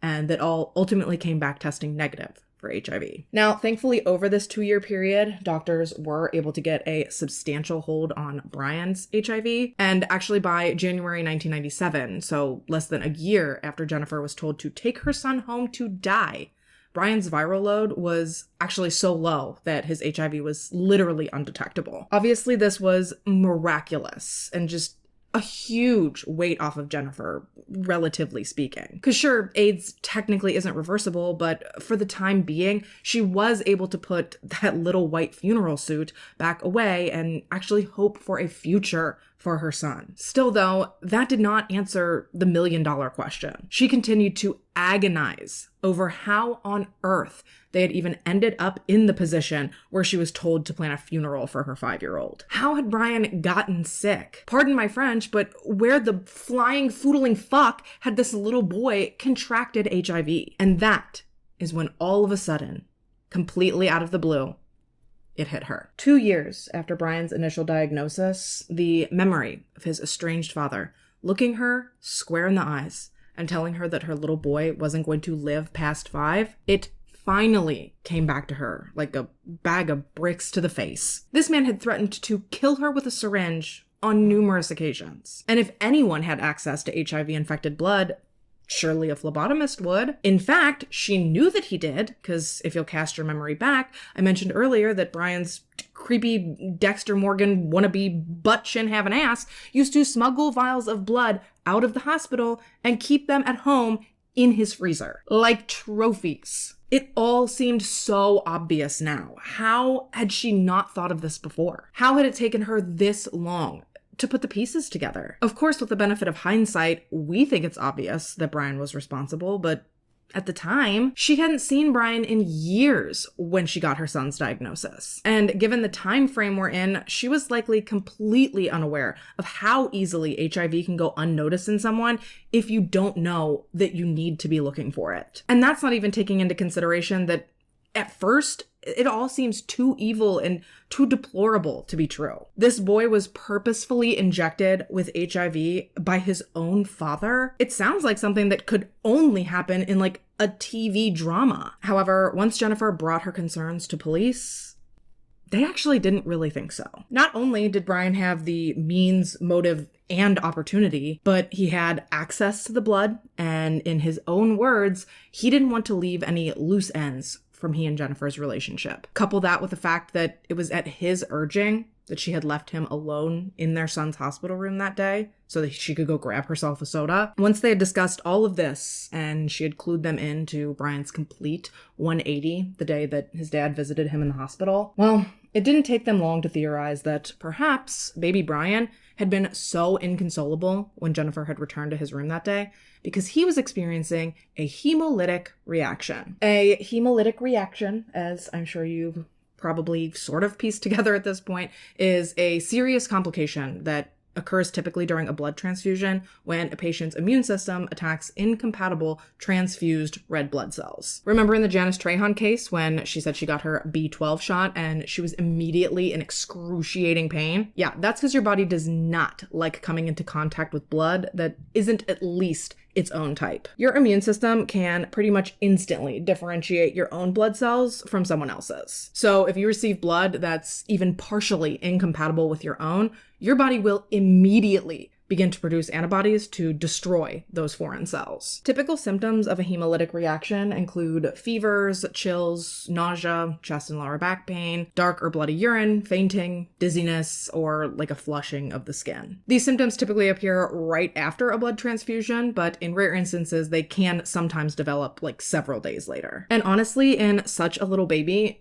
it is shocking that Brian was able to bounce back as quickly as he did. Severe complications of having incompatible blood injected into your system can go so far as to include kidney failure, anemia, respiratory issues, shock. I mean, there is a reason that blood donation is a thing and that blood centers will hound you if you have certain like in-demand types of blood. They can't just go around slinging any old type of blood into any old body. It will, in fact, fuck you right up. Like I said, I went way deeper into the medical side of things this time around than I did when it came to Janice Trahan's case, which, by the way, begs this question. How are there two of these horrible men on this planet? Y'all were shocked to hear Janice Trahan's case, so I can't wait to hear y'all's reaction to this one. It is certainly a doozy. Once police began looking seriously into Bryan Sr. as a suspect, they began like a covert surveillance on him, just to kind of get a feel for him and for his routine, as well as to try to assess if he might pose a possible risk to anyone else. Luckily, it was determined that despite his apparent fairly decent criminal record, a record which included but was not limited to assault, theft, and spousal abuse, police did not believe that at the time of their investigation, he actually was immediately dangerous to anyone else. So this gave them plenty of time to put together a pretty strong case before they pulled the trigger on arresting him. At the time of his arrest, Bryan was working as a lab assistant at St. Louis University Medical Center, and actually it was in the parking lot of his work that he was first approached by police. Bryan was initially brought into the station under the guise of an interview on Wednesday, April 22nd, 1998. However, after refusing to answer any questions or even to speak through 8 straight hours of questioning, ultimately Bryan Thomas Stewart Sr. was arrested, and he was charged with first-degree assault for allegedly infecting his own infant son with HIV-infected blood. And when word of his arrest, and especially of what his charges were, got back to the people over at St. Louis UMC, Bryan was immediately placed on administrative leave, pending the result of his trial. Overall, Bryan was facing anywhere from 10 years to life in prison, and although his son had lived significantly longer already than doctors initially believed he would, there was still a chance that he would not have the opportunity for a full life. And this was actually incredibly important to consider because it left the door open for the charge possibly being amended to murder later on if Bryan Jr. were to have died. Had that happened, this would have made Bryan Sr. eligible for the death penalty. Ironically, he would have been looking at lethal injection in that event, which was basically exactly what he'd believed he'd administered to his own son all those years ago. Reprehensibly, there were people who thought that the state should forego the assault charges and only pursue a case against Bryan Sr. if and when Bryan Jr. did die. And while I don't think that I need to explain to you how completely fucking ridiculous that whole notion is, the prosecution did argue that immediate justice was necessary because if they didn't immediately go after him, Bryan could flee, the evidence could get stale. Christ, Bryan could have walked out of the court and gotten hit by a bus. And then what? Just Bryan Jr. never gets any justice? Personally, I think old boy should have been charged with attempted murder, just like Dr. Dick was in Janice Trahan's case, but I guess that's just me. Either way, though, Bryan was arrested. He pled not guilty to his charges, and he was held on a $500,000 bail in St. Charles County Jail, located in St. Charles, Missouri. Bryan's trial began in late November 1998, with the prosecution arguing that Bryan had undoubtedly injected he and Jennifer's son with HIV-infected blood in an effort to kill him to prevent paying child support. And as if that argument wasn't made obvious enough by the numerous times that Bryan was said to have moved and gone by aliases, even fabricated social security numbers in an effort to avoid being located for child support, the prosecution also had an absolute lineup of witnesses ready to testify to what a piece of shit Bryan truly was. Sadly, by the time the trial had rolled around, Bryan Jr.'s health had once again taken a turn for the worst. He was again battling fevers, he was suffering from a swollen liver, he had chronic ear infections, and he was suffering from fungal growth under his fingernails. Truly, this little boy was going through it, all while this awful man had the audacity to sit in this courtroom and try to pretend that he wasn't responsible. Thankfully, though, Jennifer was present. She was there the whole trial, and she was ready to fight for justice for her little boy. During just her first day of testimony, Jennifer was questioned for over 5 hours. She testified to the tumultuous nature of she and Bryan's relationship. She testified about how awful and hostile he'd made their breakup. She testified about the numerous threats he made to her, down to even threatening to kill her and needing only a syringe to do so. And of course, she testified to her recollection of all that had transpired at the hospital back in February of 1992. Testimony that the prosecution then used to introduce and educate the idea of a hemolytic reaction to the jurors. Following Jennifer's testimony, 2 other former partners of Bryan's also took the stand to testify to some not so flattering things about Bryan. First, a former girlfriend of his named April testified that Bryan had told her that his son had been diagnosed with AIDS over 4th of July weekend, 1996. And that is especially interesting when you learn that no one could find Bryan to reach out to him regarding his son's diagnosis until 2 weeks later. The other woman was a woman named Elizabeth, whom Brian was actually briefly married to in the years after he and Jennifer had split. She testified that not only had Brian been physically abusive to her during the course of their relationship, but also that prior to obtaining an order of protection against Brian in November of 95, allegedly Brian had told her, quote, "If you screw with me, you'll be sorry. I'll be your worst nightmare. You will regret you ever saw my face." And while that is obviously awful to say to someone, I think, to Brian's credit, we probably all do wish at this point that we'd never seen this square-headed Nimrod's stupid idiot face. Got him! And as if the women's testimonies didn't make Brian look bad enough, the prosecution also called Stephen Zagar to the stand. Stephen was a former military friend of Brian's who testified to hearing Brian state on at least one occasion that if someone ever messed with him, given his phlebotomy training, he could easily inject them with something and that they would never know what hit them. He claimed that apparently he had ways of doing away with people that no one would ever even notice. Even if you think these things to yourself, why on earth would you ever speak that shit out loud to a third party? Idiot. In response to the prosecution's argument, the defense argued that there was just simply no way to prove beyond a reasonable doubt that things went down the way that Jennifer and the prosecution believed they did. Instead, they asserted that the symptoms baby Brian had experienced, that the prosecution then had concluded was a hemolytic reaction, could have actually easily been caused by a multitude of other health issues. We know baby Brian had severe asthma, therefore he'd been subject to quite a few different medical procedures in his short life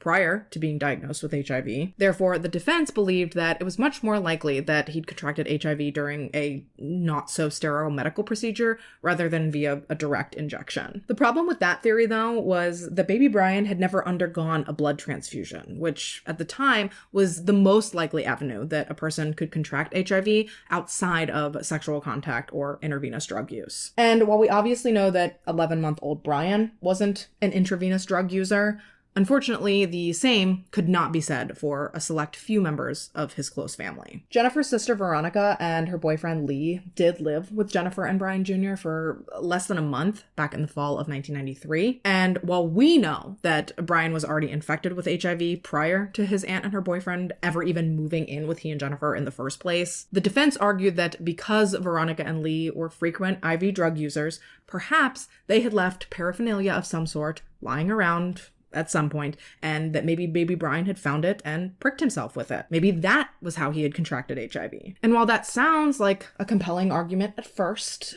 definitely enough to introduce at least some reasonable doubt, it becomes a lot less compelling the more layers you peel back. For starters, the chances of a person contracting HIV from a shallow needle prick, less than 1%. And while sure, 1% isn't nothing, Veronica and Lee swore that they had never left any of their equipment. They claim they were very careful about never leaving drugs or needles anywhere that Brian could get a hold of them. Even when Jennifer found a needle of her sister's, which actually ended up being the catalyst for kicking her and Lee out, but even that needle was up on a high shelf that Brian never could have reached on his own. And if that doesn't convince you that Veronica and Lee are not to blame for Brian's HIV, perhaps this next point will. Neither Veronica nor Lee had HIV.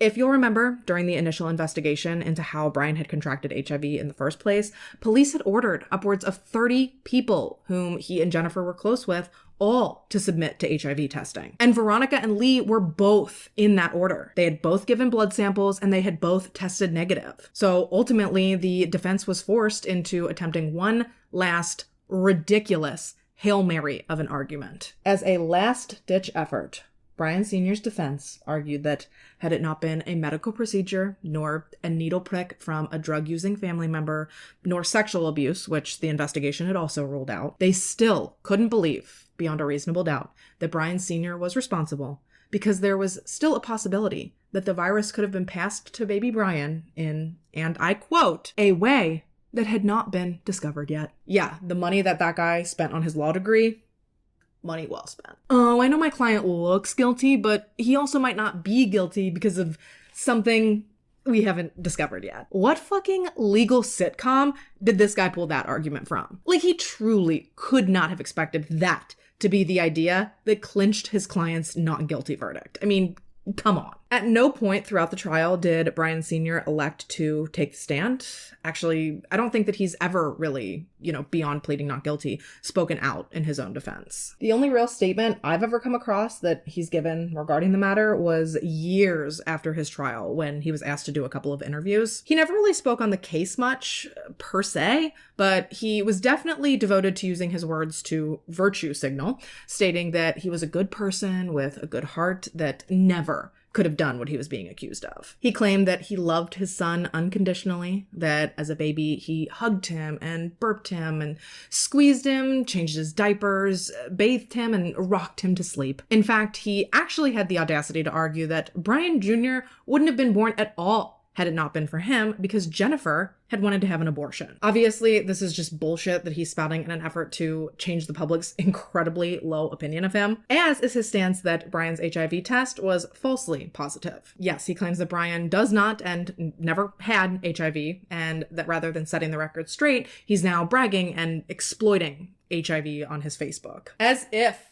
I could not hate this man more, he pops off with that shit. It's not enough that he tried to kill his son by altering his life completely, but now he wants to try to paint him out to be some opportunistic villain exploiting and essentially mocking HIV as a whole. Like, this man is deplorable. Once the trial had concluded and all testimonies had been made and arguments presented, jurors deliberated for less than 7 hours before returning with their verdict. Late in the evening on Saturday, December 5th, 1998, a jury composed of 6 men and 6 women unanimously found 32-year-old Brian Stewart Sr. guilty as charged of first-degree assault. His sentencing was scheduled for the following Tuesday, December 8th, where for the first time since the injection, Brian Sr. was confronted by his son. Although Brian Jr. was still too ill to physically be present in court, Jennifer did read a statement aloud for the court that Brian had written specifically for this exact moment. In part, the letter read, quote, "I think he shouldn't ever be out of jail.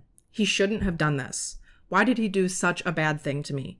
I'm very mad at him. Why can't he say sorry?" Heartbreaking, right? Then though, on the opposite end of the spectrum, following Brian Jr.'s statement, the presiding judge, Ellsworth Cundiff, he proceeded to read Brian Sr.'s ass straight to filth. In a statement that one paper referred to as a verbal pounding, which I love, Judge Cundiff stated, quote, "I can't imagine anything worse.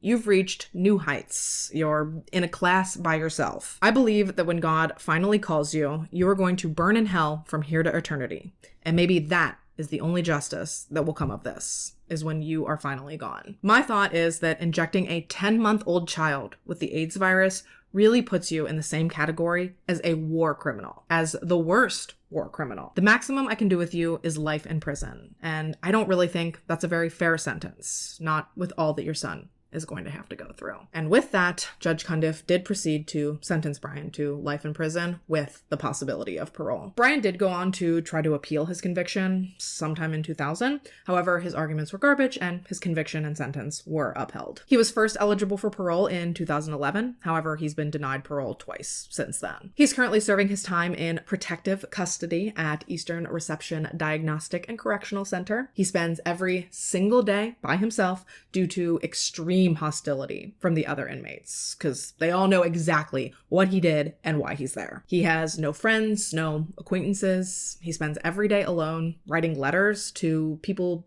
who probably don't really even want to hear from him in the first place. And while I 1,000,000% know that solitary confinement is basically torture, I am completely incapable of feeling even a shred of sympathy for this vile man, given what he did to find himself there, given the absolute hell on earth he has willingly put his own son through. Just because he was convicted and got life in prison, it didn't magically fix or erase the hardships his son was left to live with, thanks to him. Yeah, he might have managed to outlive his initial prognosis, but his childhood was far from easy, and it certainly wasn't normal. For years, Brian was on some 20+ medications. He had to have a G-tube in order to stay properly nourished. He ended up with speech difficulties due to nerve damage done to his ears from one of his many medications. Like, this little boy was put through the absolute ringer, and that was all before he even started school. Thankfully, doctors were able to get Brian's health managed well enough that he was able to attend a traditional school. However, like most things in his life, this too proved to be much more difficult for Brian than it was for his peers. Everyone knew of him and what had happened to him.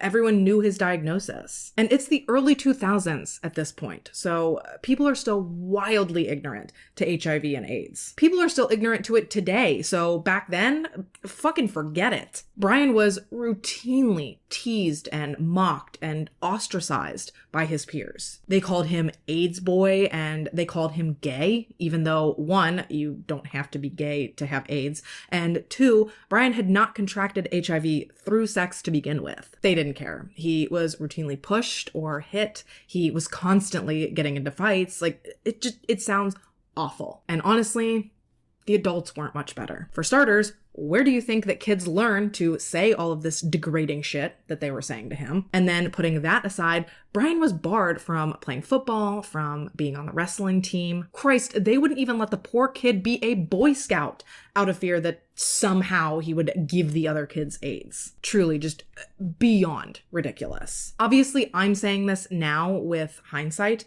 and living in a world that at least has more of an understanding of HIV and AIDS, but still, to treat an innocent child like this, or to allow him to be treated like this, all over something that he had absolutely no control over and no fault in, it tears my heart into pieces to think about what this kid had to go through. And honestly, it wasn't even just Brian that suffered. Jennifer went on to have a few more kids after she had Brian, and even they were ostracized and made fun of because of Brian's diagnosis. Parents either told their children not to hang out with Brian and his siblings, or kids simply wouldn't befriend him or his siblings because they knew of his diagnosis. And it wasn't even like things at school were bad, but then home life was perfect, because things were just as difficult for them at home for a plethora of other reasons. Obviously, there was the uncertainty of their brother's health, never knowing if, when he went to the hospital, was it going to be the last time they ever saw him? He was constantly sick, so they weren't able to interact with him in the same way that they could interact with each other a lot of the time. Just the ripple effect that this had on every facet of Brian's life, as well as every facet of his family's life. It is just insane how deeply what his father had done to him was truly able to penetrate. Jennifer did win a settlement from a lawsuit that she filed against Brian Sr.'s old employer. However, the family still really struggled financially throughout Brian's childhood. Jennifer actually had to quit her job, not just to make sure that she was always available for Brian,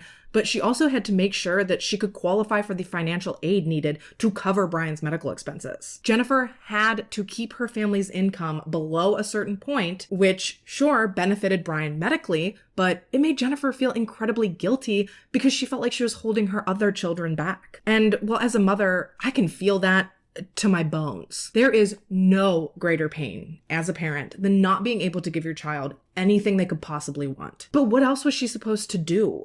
Was she supposed to forego Brian's medical care? Obviously, that wasn't an option, so talk about being between a rock and a fucking hard place. And what's even more devastating, if you can believe that, is that as Brian got older and more perceptive, as kids do, he started to pick up on how difficult his diagnosis seemed to be making things for his family. He took that, he internalized all of the crap that he knew his family was going through, and he truly felt as though it was his fault. He started to wholeheartedly believe that things would be much better for everyone if he just wasn't there anymore. And so, when Brian was just 13 years old, he decided that was it.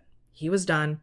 He was going to take his own life. He grabbed 3 different knives from his family's kitchen and he headed into his bedroom. He sat there alone and depleted, staring at these knives, ready to end it all, when out of the corner of his eye, he saw his Bible. In that moment, he felt an overwhelming pull to the book. And so he grabbed it, he opened it completely randomly, and he read Psalm 42. In particular, the line that saved Brian's life that day read, quote, "Why are you so downcast, O my soul? Why so disturbed within me? Put your hope in God, for I will yet praise him, my Savior and my God." According to Google, because, hi, not religious, sorry. But according to Google, this full passage is about the struggles that life may bring, and it's about reminding the reader that although times may get tough, you can always find hope in God. And like I said, this completely flipped Brian's perspective on life, on his illness. It changed his outlook on quite literally everything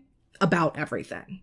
Following this near brush with death, Brian realized that he had a purpose. He had a story to tell, and a story that he knew he could inspire people with. He could change people's lives with. And from that point on, Brian has continued to do just that. He has shared his story to high schools, to colleges. He has spoken at juvenile centers. He's spoken to a multitude of different youth organizations. He's spoken at congressional briefings in DC, and he's told his story on numerous different television programs. He's not only traveled the country spreading his message of hope and positivity, but he's also traveled to other countries like Haiti, Ecuador, England, Kenya, Canada, to name a few. He's worked as a camp counselor at Camp Kindle, which is a residential camp for HIV-positive youths. I mean, truly, he has done incredible work in taking what happened to him and using it to inspire so many other people and so many other children who have also been living with HIV. He even started his own HIV organization called Hope is Vital, with the primary goal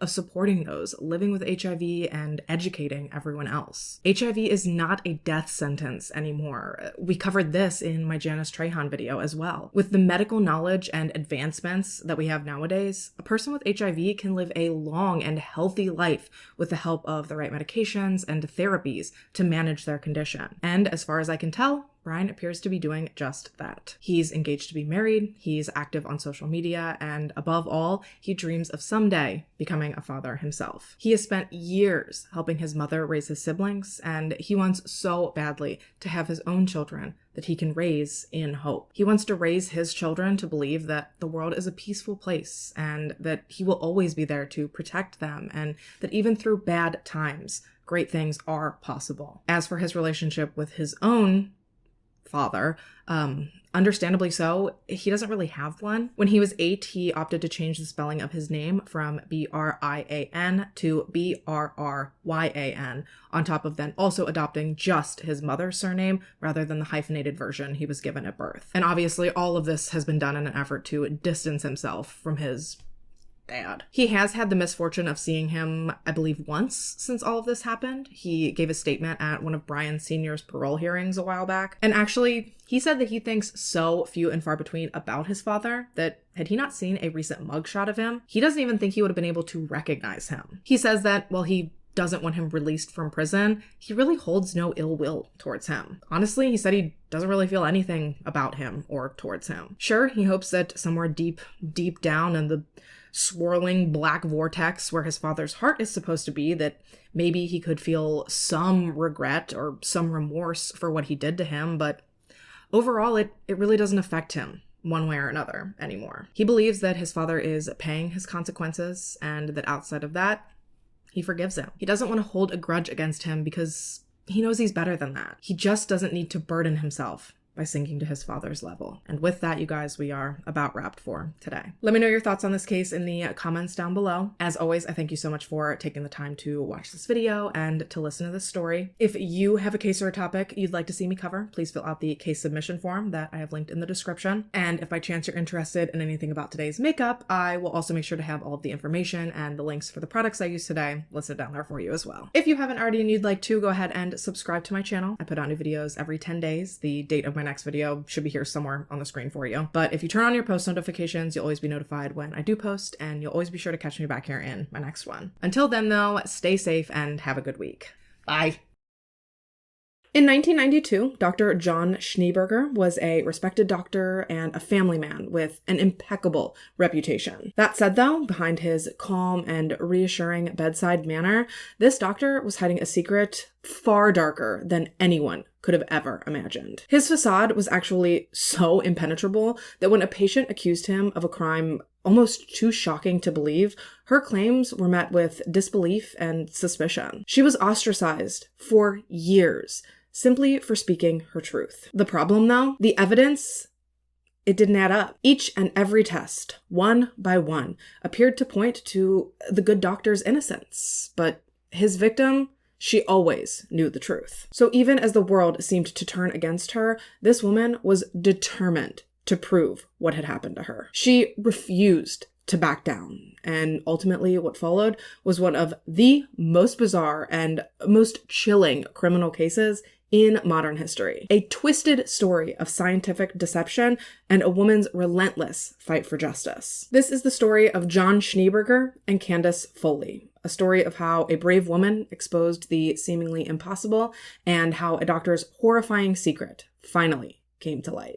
All right, knuckleheads, pack up your bags and brush up on your French, because we're once again making our way to the Great White North today. Specifically, we're heading to a small town located in southeastern Saskatchewan called Kipling. Resting on just 4 square kilometers of land, or 1.5 square miles, and hosting a population of just over 1,000 people, Kipling, Saskatchewan is a quaint, close-knit community where, say it with me here, everybody knows everybody. I don't know about you, but I am so tired of every one of these stories starting that way. It's always these podunk little everybody knows everybody towns, isn't it? Nestled smack dab in the middle of farm and prairie land, Kipling is a great spot for hiking and for bird watching and for photography. You know, at least it is according to Google. I also discovered through my Googling that Kipling has itself quite a quirky little claim to fame. I crap you not, this little town holds the Guinness World Record for the largest paperclip. Yeah, I bet you didn't see that one coming. Now, this oddball attraction came about thanks to the famous One Red Paperclip barter project. And this all went down in 2005 when blogger Kyle McDonald began a project in which he traded a single paperclip all the way up to a literal house. Yeah, he started with a paperclip, which he then traded for a pen. Then he traded the pen for a doorknob, the doorknob for a camping stove, the camping stove for a generator, and so on and so forth until he actually managed to trade all the way up to a 2-story farmhouse located in none other than Kipling. And then from there, I guess the people of Kipling loved this story so much that they were like, you know what we should do? We should make a really, really fucking big one. And thus the world's largest red paperclip was born. Well, it was made. Now, does this paperclip have anything to do with today's story? Absolutely no, it does not. But one does not just simply learn this fact and then keep it to themselves. So here I sit, spreading the word to you. Plus, it's a nice icebreaker to introduce the town to you before I dive just straight in to the horror that is today's story. You know, when all is said and done, yeah, you've heard a horrible story, but you know, you also got to hear about how there's a place in the world that holds an annual paperclip festival. So, you know, you get the good and the bad. And yes, the paperclip festival, that's a real thing. And yes, I love that. Sadly, though, for today's story, we're going to have to journey back to 13 years before the whole paperclip experiment ever even started. Yep, this one's got us going all the way back to 1992. The best year ever, if I do say so myself. At the time our story takes place, 23-year-old Candace Foley was living in Kipling, and she was working at a local gas station in order to support herself as well as her 9-month-old daughter. Although Candace was in a relationship, she was, at the time, single-handedly raising her little girl all by herself. So understandably, this pressure, coupled with the pressure put on her by her less than stable relationship with her boyfriend, suffice it to say that this was a pretty taxing and a pretty difficult time for Candace. Yeah, she was doing her best to get by, but day to day, tensions were fairly high. And sadly, those tensions would come to a head on October 31st, 1992. That night, Candace was working an evening shift at the gas station. Everything started out normal. There was nothing to write home about. It was just a completely average and almost boring night. However, when Candace's boyfriend dropped in for a visit, somehow one thing led to another, and the two ended up getting into a pretty heated argument. I've seen reports that the argument stemmed from some sort of infidelity type situation. But of course, I can't speak to whether or not that's true. I was only 2 weeks old when all this went down, so obviously I wasn't there, and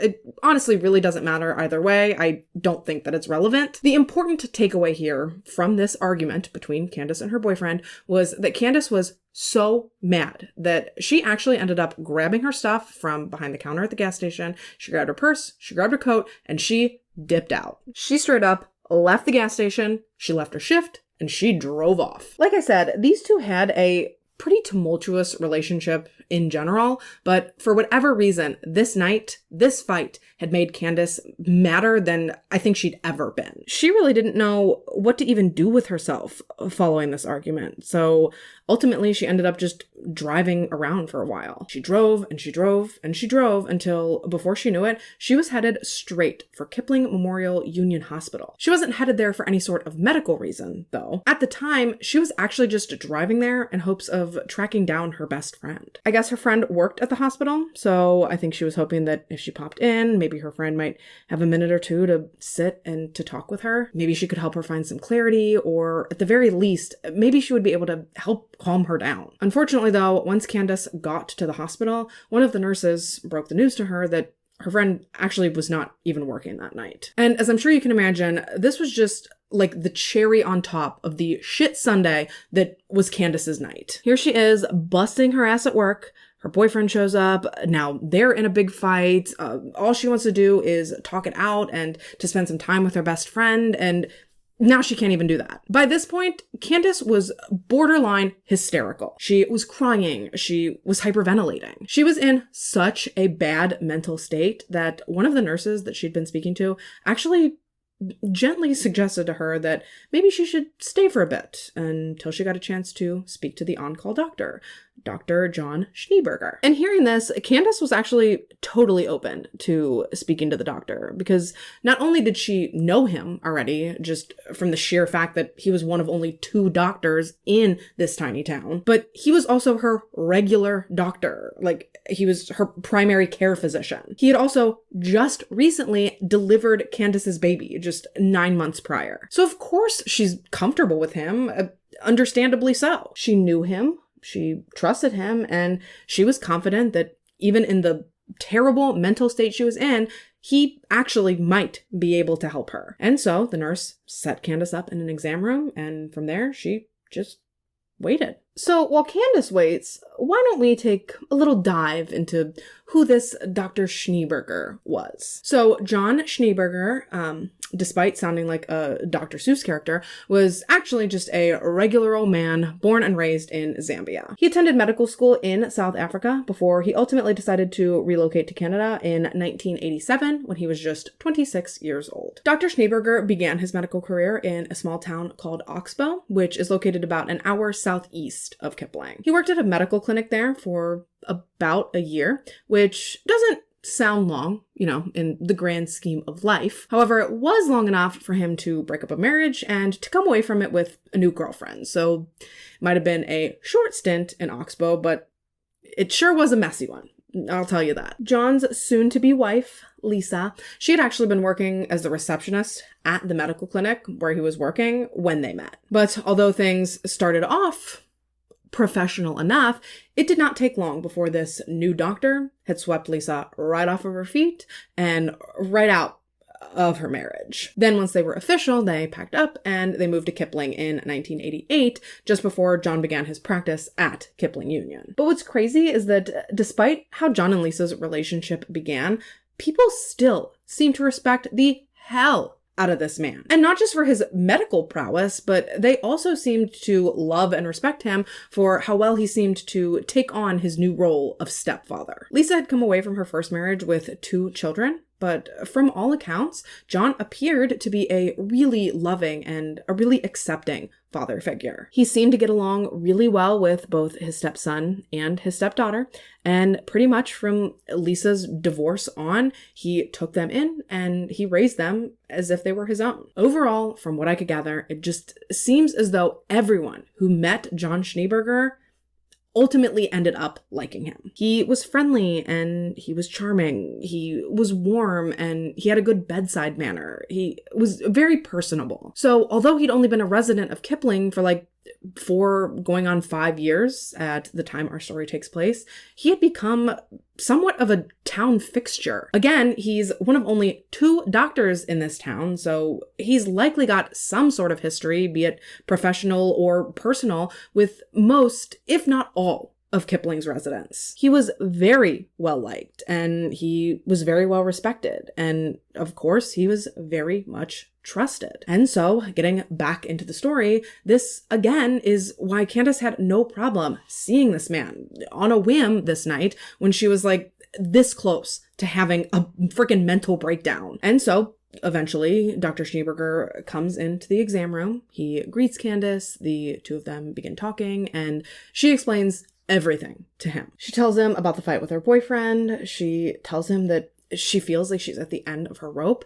And at one point, she even tells this man that she is so mad at her boyfriend that she honestly felt like she could kill him. Now, obviously, I don't really think that if push had come to shove that Candace would have ever actually physically hurt her boyfriend, or worse. I mentioned this in a video a while back, but I think what Candace was doing was just really trying to convey to Dr. Schneeberger just how mad she was and just how out of control she felt. And I think Dr. Schneeberger understood this. Like, I don't think that he thought that she was actually any sort of violent threat. I think he saw her for what she was. She was just someone that was going through a really, really hard time. So rather than call the police on her or have her committed for potentially being homicidal, Dr. Schneeberger instead decided to offer Candace a little something just to calm her down. Something of the pharmaceutical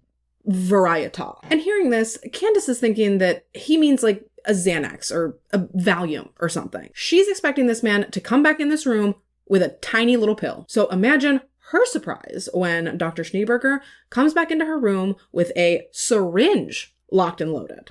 No.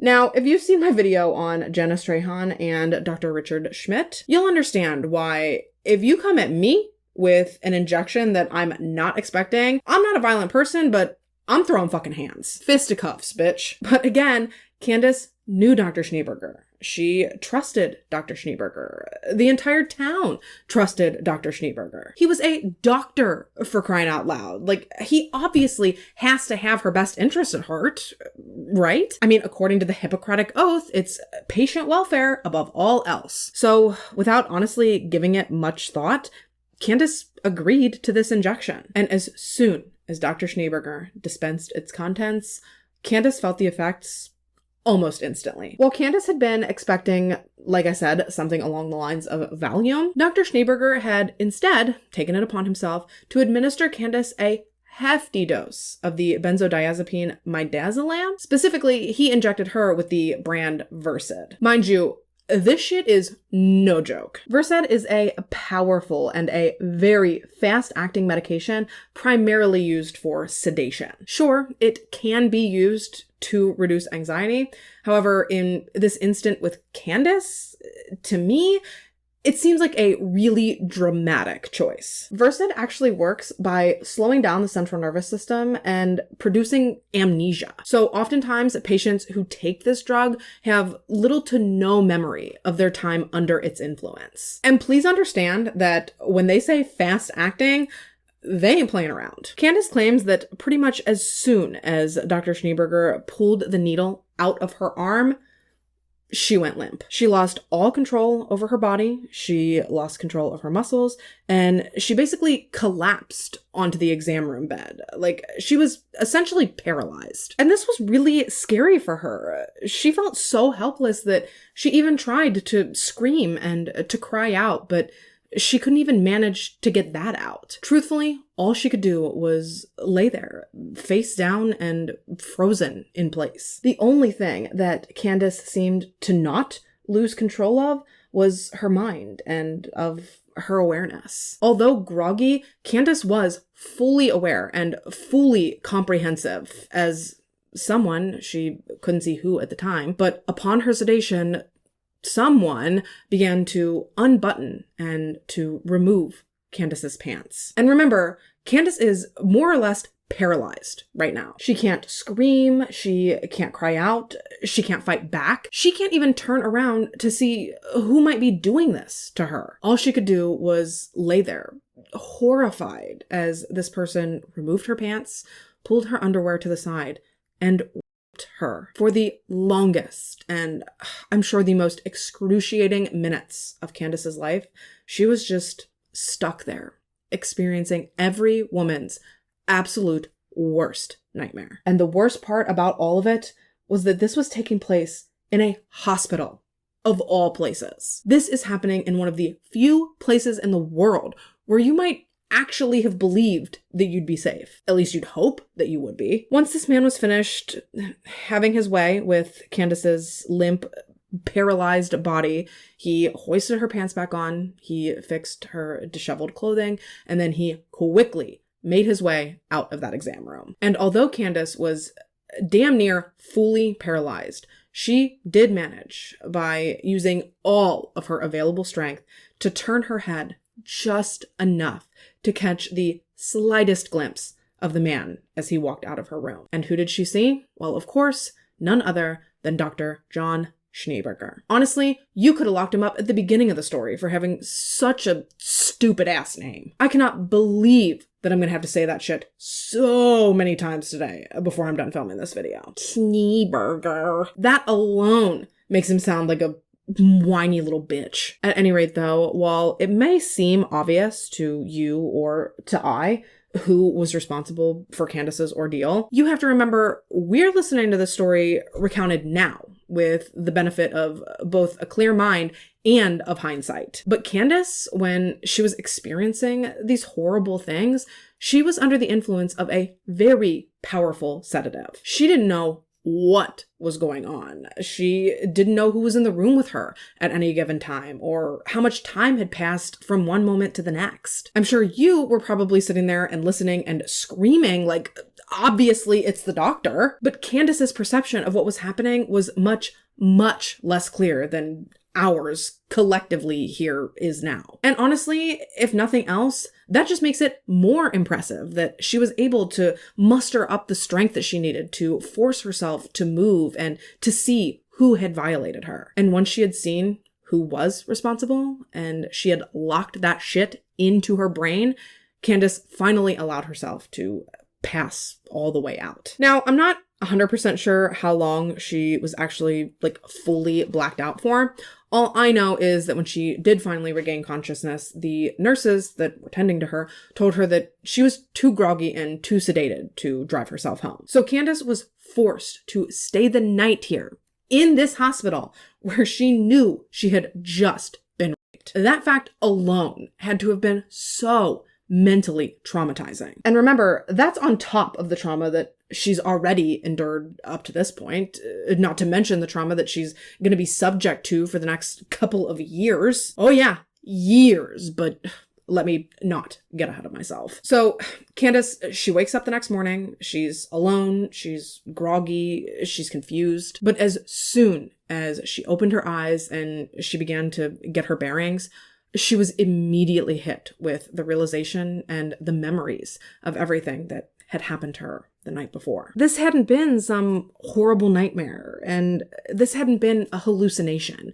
Candace had been drugged, and she had been raped by her very own doctor. A doctor, mind you, who had the audacity, the fucking gall and the gumption to come into her room that morning and to start immediately covering his tracks. Of course, he framed this as him checking on her, but given the subject matter of their conversation, I think it's safe to assume what his true motive here was. When Candace asked Dr. Schneeberger about what the injection was that he had given her, his immediate response was, "Oh, why do you ask? Did it give you some crazy dreams?" And that was all it took. Candace knew right there, in that moment, that there was not even any point in confronting Dr. Schneeberger. Just based on how he handled that single question, She knew that there was no point in telling him that she knew what he had done to her, because he very clearly already had his cover story all the way worked out. No, he hadn't raped her. She had hallucinated the entire thing. And knowing Dr. Schneeberger's reputation and knowing the way that her small town operated, she knew that if she didn't come out with a smoking gun against this man, no one was ever going to believe her over him. And so when Schneeberger left the room, when he finally left Candace alone again prior to her discharge, this absolute warrior of a woman, still groggy and still obviously traumatized, even through all of that, she somehow mustered up the wherewithal from somewhere deep down inside of her to spring immediately into action. Very quietly and very stealthily, Candace got out of her hospital bed and she crept across her room, and determined to not let this man get away with what he had done, Candace began rifling through all of the hospital's storage drawers. For what, you might be wondering? Well, Candace was looking for a plastic bag, because if you'll cast your memory back, this Neanderthal hadn't taken Candace's underwear fully off when he had raped her, and managing to remember that despite the hefty dose of sedatives that she was on, Candace knew that preserving that pair of underwear was of the utmost importance to proving to authorities and to the town, and honestly to herself, what had truly happened to her. She knew that if she didn't preserve that underwear, she would have nothing against this man other than her word. So thank God she was able to find a sterile bag that she was able to preserve her underwear in, so that she could take them to go and get them tested. And then, just like that, Candace left the hospital. She didn't talk to anyone. She really didn't even look at anyone. And she certainly did not tell anyone about what she believed had happened, because at the end of the day, she knew that this was going to be a her versus damn near the whole world type of battle. The only people that Candace ended up openly speaking to about what she knew had happened to her were her parents. And honestly, I don't even really think she was intending to tell them about it. I think when she went to pick up her daughter from them, that they could just tell by looking at her that something was horribly wrong. So I think then when they pressed her about it, that is when Candace finally broke down. She cried, she hugged them, and she told them everything that she knew had happened. And thankfully, her parents were extremely supportive, and they were immediately on her side. They fully believed that she had experienced what she was claiming to have, and they told her that no matter what was to happen from there on out, that she would always have them backing her up. And the first step of this long road ahead was that Candace, she wanted to get a medical exam, and she wanted to get forensic testing on her underwear. She knew that she couldn't just take this story to the town or to the police. No one was ever going to take her word against his. She knew that she needed real, physical, and tangible proof that she had in fact been raped before she could ever even think about taking her story to local law enforcement. That said, you may be wondering, how was she going to get these exams and this forensic testing done without alerting her local law enforcement? It's not like most people just have a forensic laboratory sitting out back in their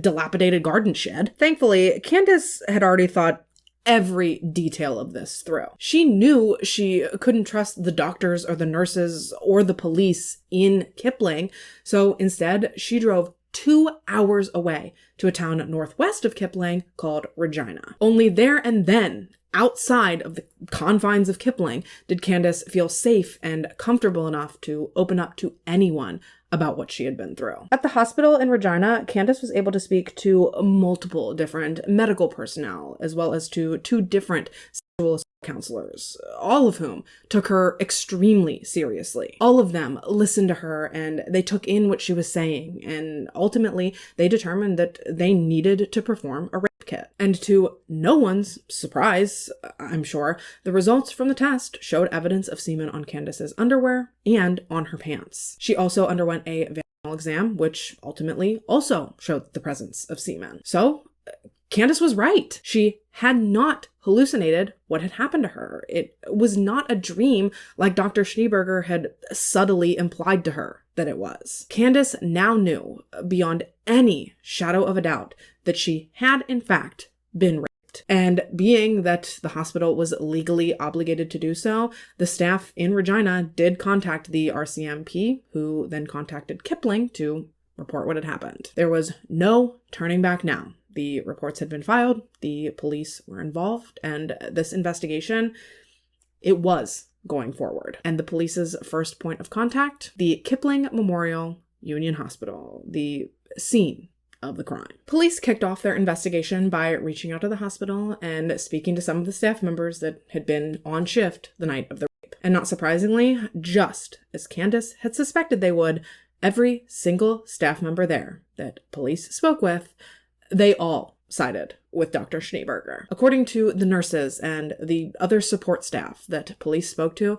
they all said that multiple people were in and out of Candace's room multiple times that night, and that no one ever once saw anything that was suspicious or that was concerning. They certainly didn't see anything that would lead them to believe that Dr. Schneeberger could be responsible for anything like what Candace was alleging against him. So basically, according to them, if Candace had been raped, as she was claiming, it would have had to have been someone else. It had to have been someone other than their beloved doctor. And obviously, police had to look into this, and they had to see if there was a possibility that Candace might have gotten confused as to who she had seen. But upon further investigation, as it would turn out, there was only one other man in the entire hospital at the time that Candace was raped. But it wasn't another doctor or staff member or anything like that. The other man was simply just a man who was there with his wife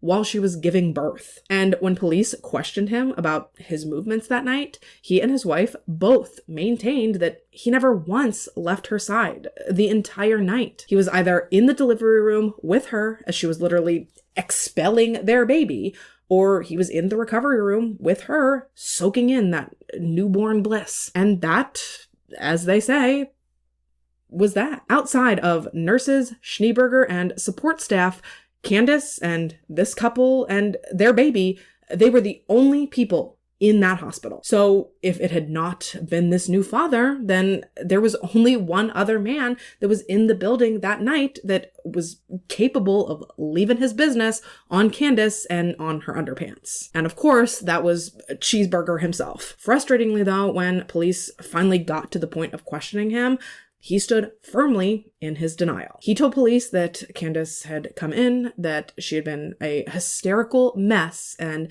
that in order to calm her down, he had simply given her a sedative. A sedative that, of course, she had consented to. And just like Candace expected he would, Schneeberger almost immediately blamed what Candace believed she had experienced on being a side effect of her dose of Versed. He was seemingly so confident in what he was saying that he even voluntarily provided them a DNA sample to compare to the sample that had been recovered from Candace's underwear. Which, mind you, is a crazy sentence, because how is this man going to claim that this woman's rape was a hallucination when there was literal genetic material for police to even compare his DNA to in the first place? Last time I checked, hallucinations, they don't leave behind tangible evidence. So I'm not really sure what he thought that police would be thinking or taking away from this conversation. And I mean, honestly, his mind is not a place that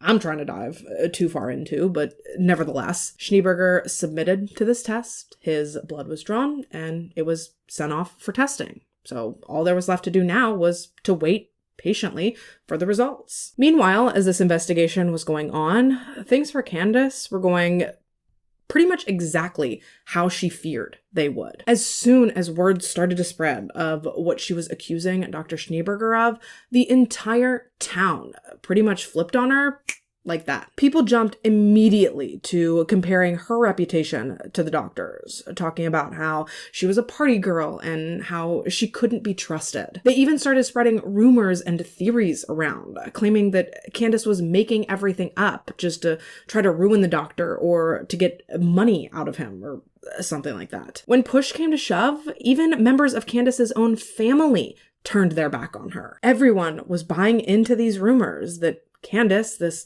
struggling single mother, must be trying to capitalize on an opportunity to make a quick buck off of accusing this man of the unthinkable. And even though Candace had 1000% expected this type of reaction from the majority of her small town, I still cannot imagine that this was an easy pill for her to swallow, especially because this was the 90s, so it took months for the DNA results from Schneeberger's sample to finally come back. But even so, although Candace was living through this absolute nightmare, she was more than confident that when this blood test came back, the samples were going to match and that Schneeberger would be arrested and that more or less this entire town was going to be left to eat their words. However, that was actually not how things would go on to play out.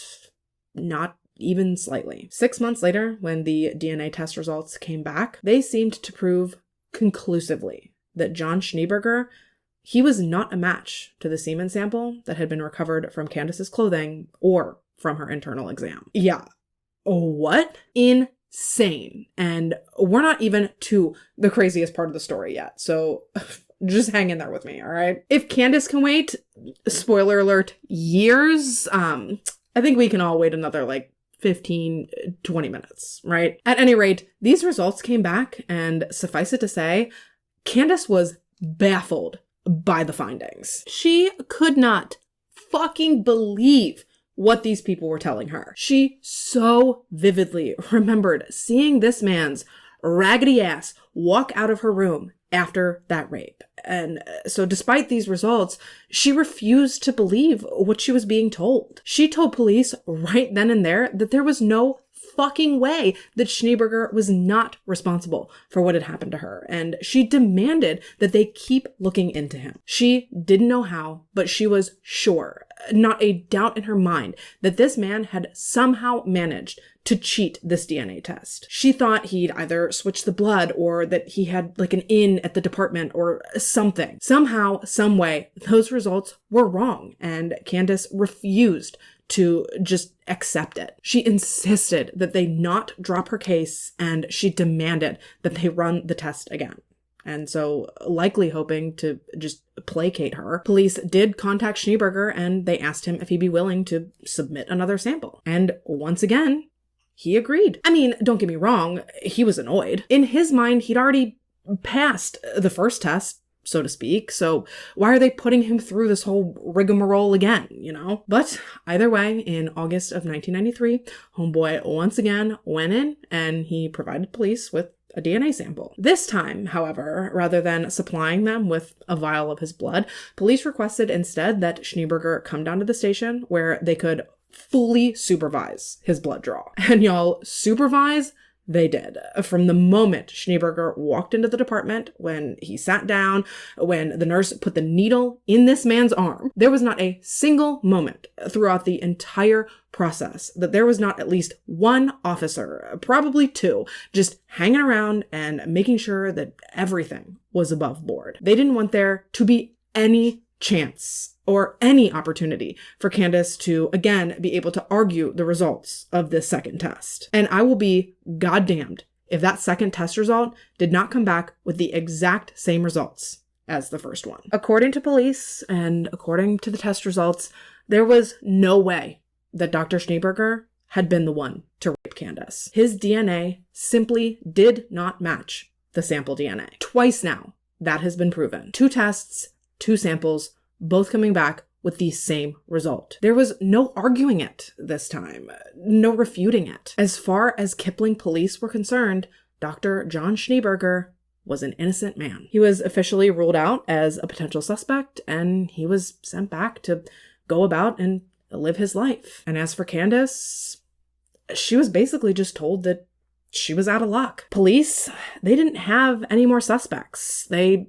didn't have any other persons of interest. I mean, I don't know where they think that this semen sample in her underwear came from, but they basically seemed like because it didn't come from the man that Candace claimed it did, they didn't really care. Ultimately, they went on to officially close Candace's case sometime in 1994. Schneeberger resumed practicing medicine as a respected doctor and a respected community member. For the next 2 years, this man went completely unchecked for what he had done to Candace. He and his wife even went on to have 2 children once Candace's case was closed. They had a kid in 95 and they had another one in 96. And while I might be completely wrong here, I personally think that it's not a coincidence that John and Lisa didn't have children until they thought that he was totally in the clear. I mean, their timing might be unrelated, but I can't imagine someone wanting to have children if there's even a chance that they could be staring down the barrel of a prison sentence. But once police seemed to throw in the towel on Candace's rape case, I don't know, it's like Schneeberger finally exhaled and he was like, all right, I'm good. Time to live it up. Meanwhile, Candace, her life had completely fallen apart since she had voiced her accusations. You know, she thought the DNA was going to vindicate her, but conversely, it ended up making her look even worse to her community. They didn't believe her to begin with, and now their skepticism seemed to be proven right, not once, but twice. And because Candace refused to admit that she had been lying, ultimately, the community in Kipling, they basically chased her out. I mean, they didn't show up at her door Beauty and the Beast style in an angry mob with torches and pitchforks, but they were so dismissive of her and so quick to write her off. They were so cruel to her that over the years, eventually, Candace couldn't take it anymore. She packed up her things and she and her daughter, they left. And we're not talking like she just hit the next town over. No. This poor woman moved almost 10 hours away from all of her remaining family and friends just to finally feel some semblance of peace. Ultimately, Candace ended up settling down in a small town in Alberta called Red Deer, which is about 1,000 kilometers northwest of Kipling. That said, though, Candace might have moved, but she definitely had not moved on. She was still just as determined as ever, maybe even more so now, to see to it that Dr. Schneeberger would be held accountable for what he had done to her. In 1996, Candace actually decided to enlist the help of a private investigator to hopefully help to prove everything that she was saying. And in speaking with this PI, Candace, she sort of leveled with him. She told him that she had tried everything else that she could think of, and that if the two of them couldn't figure this thing out,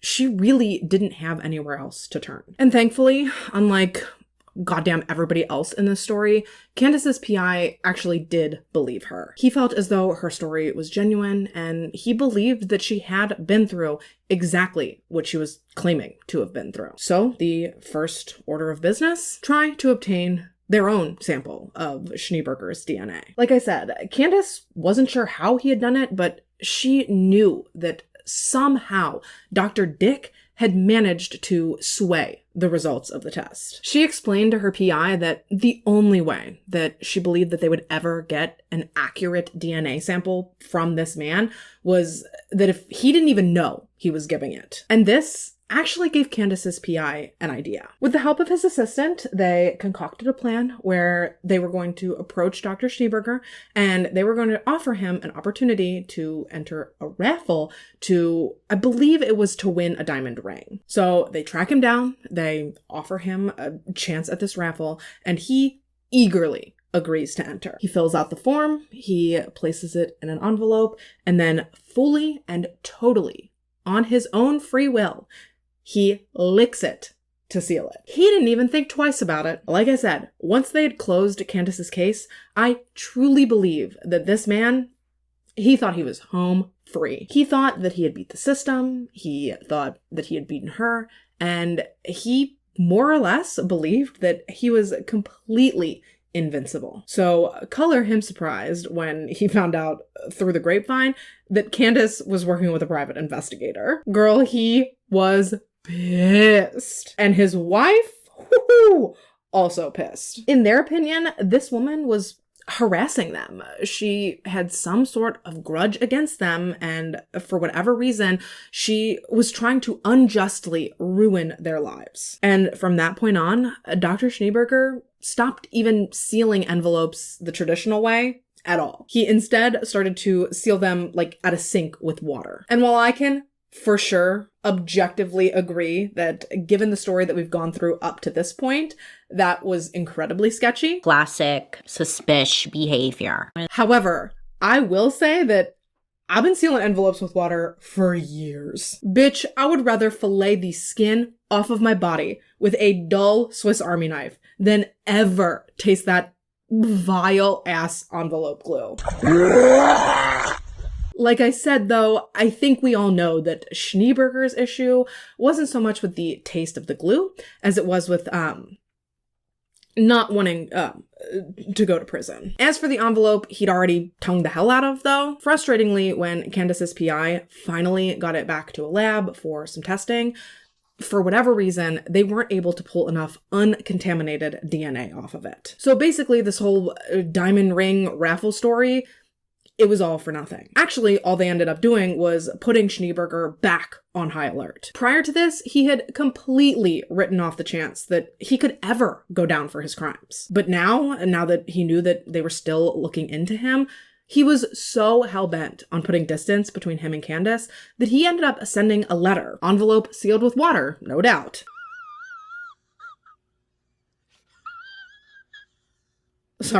He sent a letter to Candace's family telling them that they were no longer welcome to seek care at Kipling Memorial. This man was so concerned with his own well-being and so hell-bent on keeping his own ass out of prison that he barred an entire family from seeking care at the only hospital that they could easily access. Like, is this man not just a deplorable, reprehensible, despicable monster? And unfortunately, Candace did not seem to be any closer to seeing justice for what he had done to her. Her only saving grace was that after a quarter of a century working as a police officer, her PI was not ready to give up. Instead, he decided to just, I guess we'll say, go rogue. And by rogue, I mean he broke into Schneeberger's car.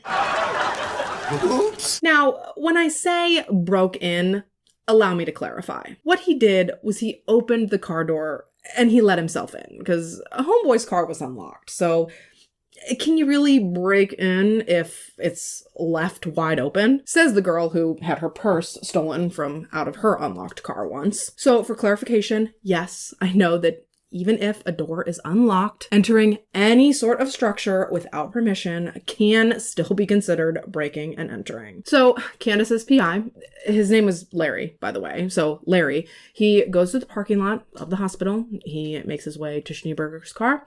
And like I said, much to his surprise, it's wide open. He is able to easily gain access to the car, where he would ultimately recover numerous hair strands from the headrest, as well as a tube of chapstick, both of which he would ultimately send off for a forensic comparison to the DNA sample that had been recovered from Candace's rape kit. Now, frustratingly, for like the 900th time in this case, the hair samples they collected, they were a dead end. Nowadays, yes, you can recover some less specific DNA from a hair shaft that doesn't have the root attached. Of course, it's always better and more conclusive with the root, but some comparisons without it are possible. Back then, though, it was root or no dice. And as I'm sure you've likely worked out by now, the hairs recovered from Dr. Schneeberger's car, they did not have the root attached. And I can't even begin to imagine how frustrating this must have been for Candace to hear. Because this is, the fourth time that they've tried to get this DNA comparison now. And no matter what they do, it seems like they're just hitting dead end after dead end after dead end. It must have just been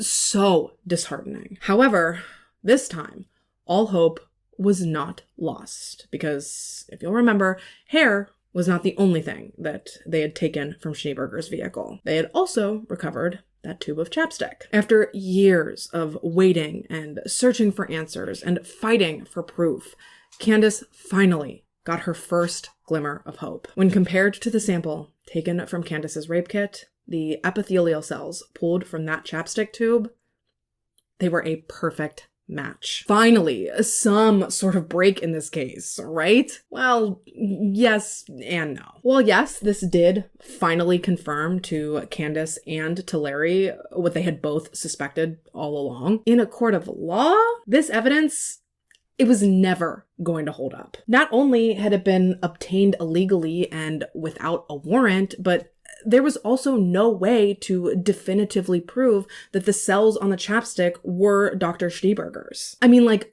we know that they were, but I'm talking legally speaking. Setting that aside, though, this presented a new puzzle for Candace and Larry. How on earth, if the DNA from the rape kit did belong to Schneeberger, how was he managing to manipulate these blood tests to feign his innocence? And let me tell y'all, did I think that I was a fucking genius right about now when I was first looking into this case? I thought that I had this shit figured out for sure, and I was ready to go apply for my detective's badge, just post haste. You see, I thought this was going to be like another Andre Chikatilo situation. I thought there was going to be some sort of like genetic variation that made this dude's blood and semen seem like they didn't match. Boy, how wrong was I? Like, I swear to you, the real answer, I could have never seen that coming. I don't think anyone could. At any rate, though, despite the fact that the results would never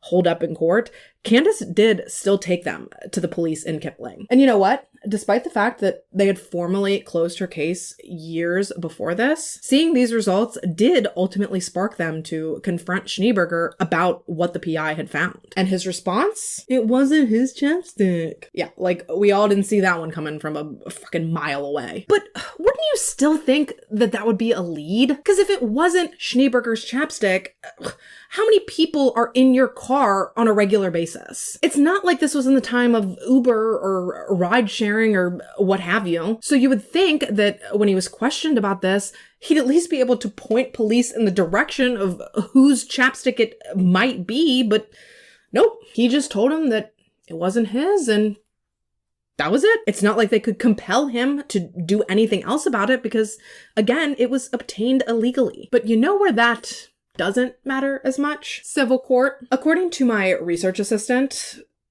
which is Google, in Canada, illegally obtained evidence is generally admissible in a civil case. The only caveat is that a judge has the final say on whether or not it actually ends up being used. So, feeling like she didn't really have much of anything to lose, Candace decided to file a civil suit against Dr. Schneeberger. And as part of this suit, Sleesberger, for a third time, agrees to provide police with a blood sample. It's November 96 at this point. And for what this man hopes is one final time to clear his name, he submits for a DNA test. Again, because of the scrutiny and the suspicion surrounding his previous blood tests, this one is also performed under massive supervision. Police even went so far as to videotape this one so that if they ever needed to, they could reference the tape and they could show whomever may be asking that everything about this blood draw was done above board. And in this video, Schneeberger is sitting there and the technician comes in and she asks him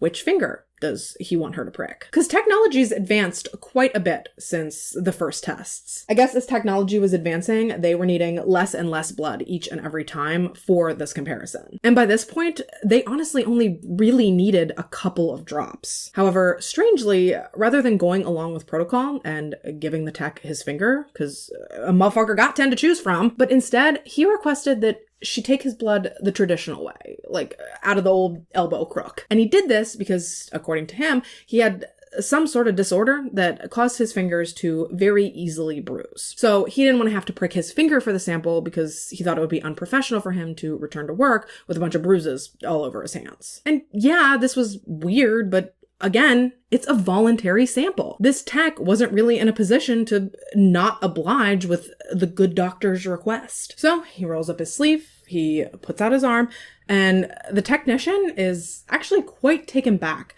when she looks down at Schneeberger's arm. Y'all, this man had one of the biggest veins that she had ever seen running through his arm. If you look carefully enough at the video, you can see it bulging out and looking all fucking giant and icky. And remember, this was no HD 4K crystal clear recording. This was some 90s camcorder bullshit that looked like it was recorded on a toaster being powered by a potato. And even still, clear as day, you can see this giant ass vein sticking out of this man's arm like a garden hose. But even so, as far as the technician that was there to do the blood draw was concerned, this was probably just going to make their job easier. Giant ass vein, blood just pumping through it like that. It was probably going to be quick and easy to stick him, and she was probably going to be able to get more than enough blood to facilitate this DNA comparison. So she sticks the vein,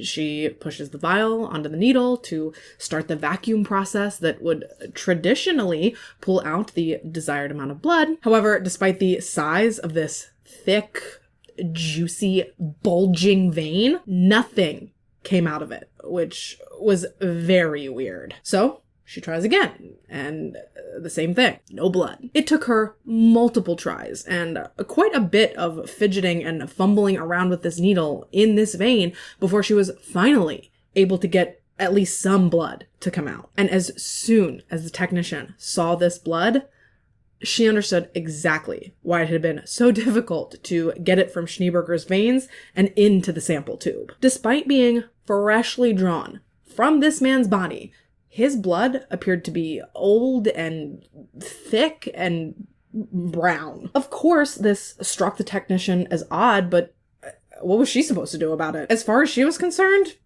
her job here was done. She labeled the test tubes and she turned them over to police. Schneeberger, once again, was excused and allowed to go home, and like everyone else involved, he just had to patiently await the results. Unfortunately, though, the results of that specific blood draw, they would never come. And that is because, despite having been drawn within a reasonable window of time, when the lab techs went to run the comparison, they quickly deduced that the blood sample that Schneeberger had provided, it was far too degraded for any sort of testing. And that is crazy because literally what? Candace was devastated. How could they have messed this up again? This was probably going to be her last chance to get this man, and somehow, for a third, fourth time, depending on how you want to look at it, they'd fucked it up. In response to this, Candace's civil suit fell apart, and ultimately, it seemed like she truly had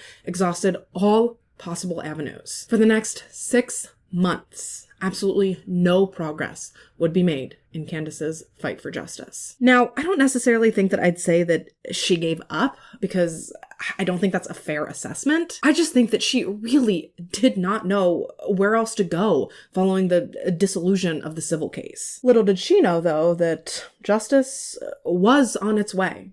And actually, it would come from someone that no one had ever expected it would. April 1997, so going on 5 years now since Candace's rape, Kipling police received a call from none other than Lisa Schneeberger, Dr. Schneeberger's wife. Evidently, that morning, Lisa's daughter from her first marriage, so Schneeberger's stepdaughter, she had confronted her mother with a condom wrapper, and she had accused her stepfather of raping her. And as disturbing as that alone is, she also broke the news to her mother that this was far from the first time that this had happened. Lisa's daughter was 15 at this point, but evidently this abuse had been going on for years prior to this. Obviously devastated and horrified at what her daughter was saying, Lisa asked her, why have you never told me about this before? And her daughter's response, you didn't believe Candace, so why would you believe me? And I think it was right there, in that very moment, that whatever spell of loyalty that Schneeberger had this woman under, it evaporated with a quickness. While she had never believed that her husband had raped Candace, she didn't hesitate for a second in believing her daughter when she levied the same accusations. Apparently, this stomach-churning weasel for years had been routinely sneaking in to his stepdaughter's room at night, sedating her with an injection, and raping her, just like he had done to Candace back in 1992. And hearing this now and seeing this proof staring back at her in the form of a condom wrapper, Lisa, she just knew she had been wrong all these years. And all of a sudden, every red flag that she had ever overlooked, every lie she believed, and every excuse that she'd accepted, all of it had been calculated and contrived by her husband to conceal the monster that he truly was. And I just want to say, before anyone gives Lisa too much smoke, yes, she handled everything pretty poorly when it came to Candace, but honestly, everyone did. You know, your husband who you love and you trust, he swears he didn't do these things that he's being accused of, and the blood tests are backing him up. Why wouldn't you believe him? However, since all of this has gone down, Lisa has expressed her deep and heartfelt regret for the way that she handled Candace's accusations. She even stated in an interview once, quote, "I still blame myself. Maybe if I had believed Candace, none of this would have happened to my daughter." And in hearing this, Candace, she felt the exact same way. Hearing about what happened to Schneeberger's stepdaughter, all while she had been desperately trying to prove to the world what kind of monster he truly was. God, Candace was sick over it. She had known all this time that if she could not prove her story, that this man might strike again. And devastatingly, she was right. Of course, she hadn't wanted things to go down this way. Her goal had always been to prove her story before he could victimize someone else. She didn't want someone else to be victimized in order to prove her story, but obviously now that's exactly how things were playing out. Eventually, after kicking her trifling ass husband to the curb, Lisa ended up going through his home office, and in it, she found a box that had drugs and condoms and syringes in it. Any guesses what the drugs were? If you guessed Versed, congrats, you got it. Schneeberger had apparently been drugging his stepdaughter with the very same sedative that he had used to incapacitate Candace the night of her rape. Just disgusting. Schneeberger was ultimately arrested and he was charged with what he had done to his stepdaughter. And now that he was in custody and no longer voluntarily submitting his DNA, police were finally able to poke and scrape and draw blood from wherever they wanted. They took cheek swabs, they took blood from his fingers this time, because bruises be damned. They took hair, root included, they took it all. And this time, when they compared their samples to the samples from Candace's rape kit, finally, after 5 grueling years, they finally got a stone-cold, conclusive, irrefutable, perfect match. Candace had indeed been telling the truth all these years. Dr. Schneeberger had raped Candace that night when she went to the hospital, and yet somehow he had managed to fool his family, his community, and even the police into thinking that he was innocent. But how, right? Well, as previously stated, I'm about to blow your freaking mind hole. This lunatic used a 15-centimeter Penrose drain filled with another man's blood that he inserted into his arm to manipulate the results of the DNA tests. Yeah, I'll give you a minute to let it sink in. This man admitted to essentially filling a straw with another man's blood. I think it was a patient of his. And then he surgically implanted it into his arm to ensure that his blood would not be a match to the sample from Candace's rape kit. What?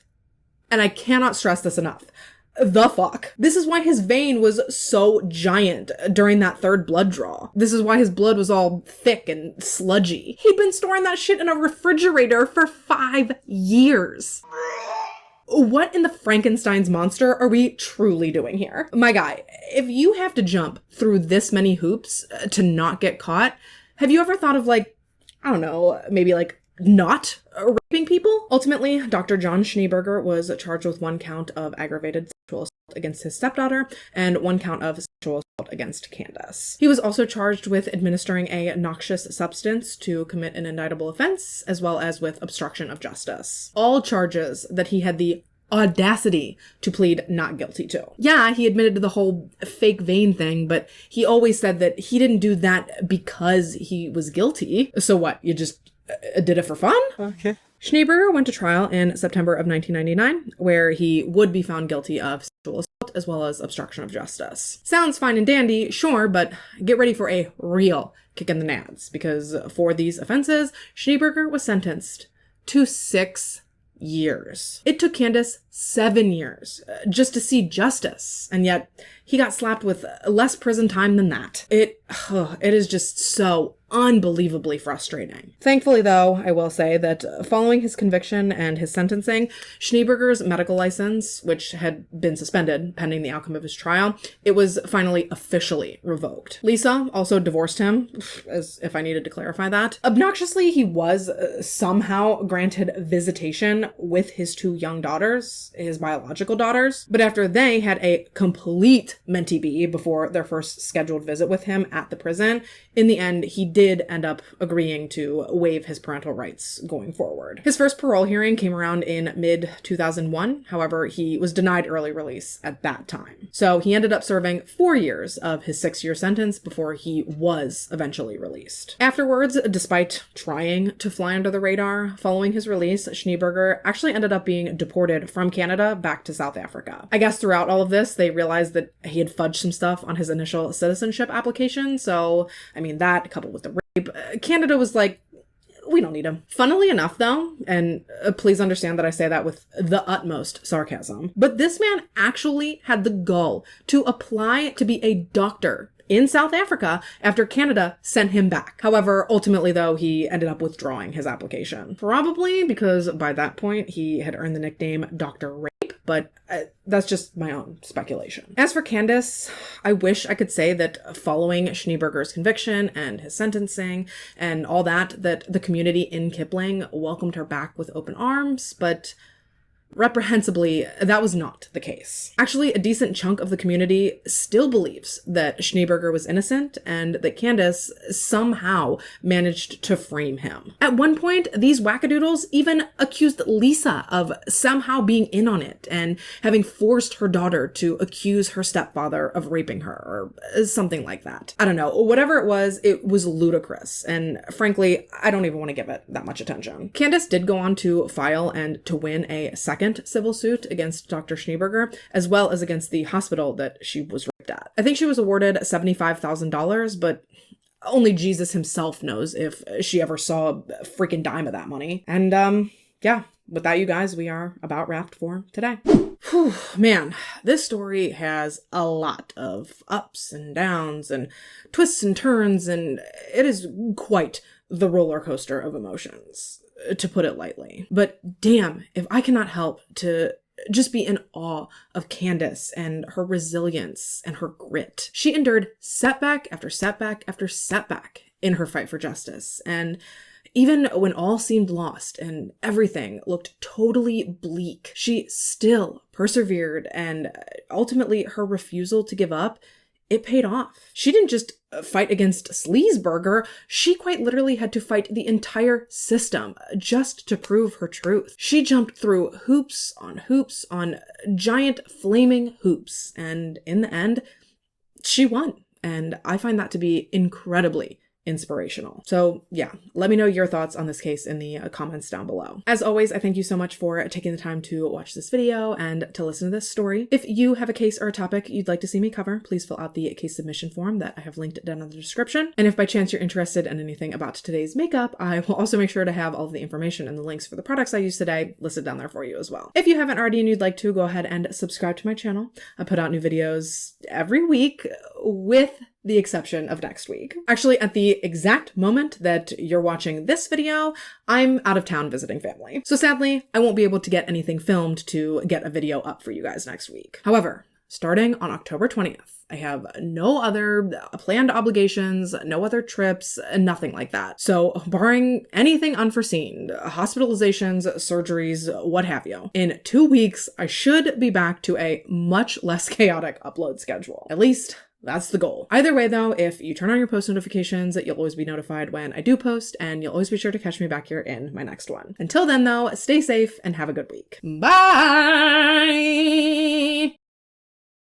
Today we're talking about a very interesting set of twins, Sunny and Gina Han. And I actually came across this case because I had Googled, and I truly don't remember why, but for some reason, I recently found myself Googling real life evil twin. Yeah, my Google history it's something. But anyways, I Googled real life evil twin, and one of the first things that came up was the Han twin murder conspiracy. And I was like, perfect. So I got to reading, taking my notes, bing, bang, boom, little of this, little of that, and now here we sit today. About to dissect the fuck out of this mess. Okay, so the Han twins, Gina and Sunny Han, were born on April 30th, 1974 in South Korea to their mother Boo Jun Kim and their father Yun Hyao. But unfortunately, at the time the twins were born, their parents' marriage was already just hanging on by a very frayed thread. They were already unhappy prior to the twins' birth, and if you've had kids, you know that it's an experience that will undoubtedly test the limits of you and your partner's relationship. It is such an amazing, beautiful, wonderful, and life-changing experience, but it's also hard and exhausting and taxing. You're sleep deprived and emotions are often running high, and if you don't have a solid foundation to hold you up through that, it's gonna be rough, to say the least. And it was rough for Kim and Hyao. Beyond rough. So rough that before the girls had even turned 1, Hyao made the decision to separate from Kim in hopes of finding happiness somewhere else. And while Kim had been just as unhappy as her husband, this was a choice that was incredibly difficult for her to come to terms with, largely in part to the difficulties she'd experienced throughout her own childhood, being the child of a broken home. Yes, when Kim was a child, her father abandoned her mother and her 5 siblings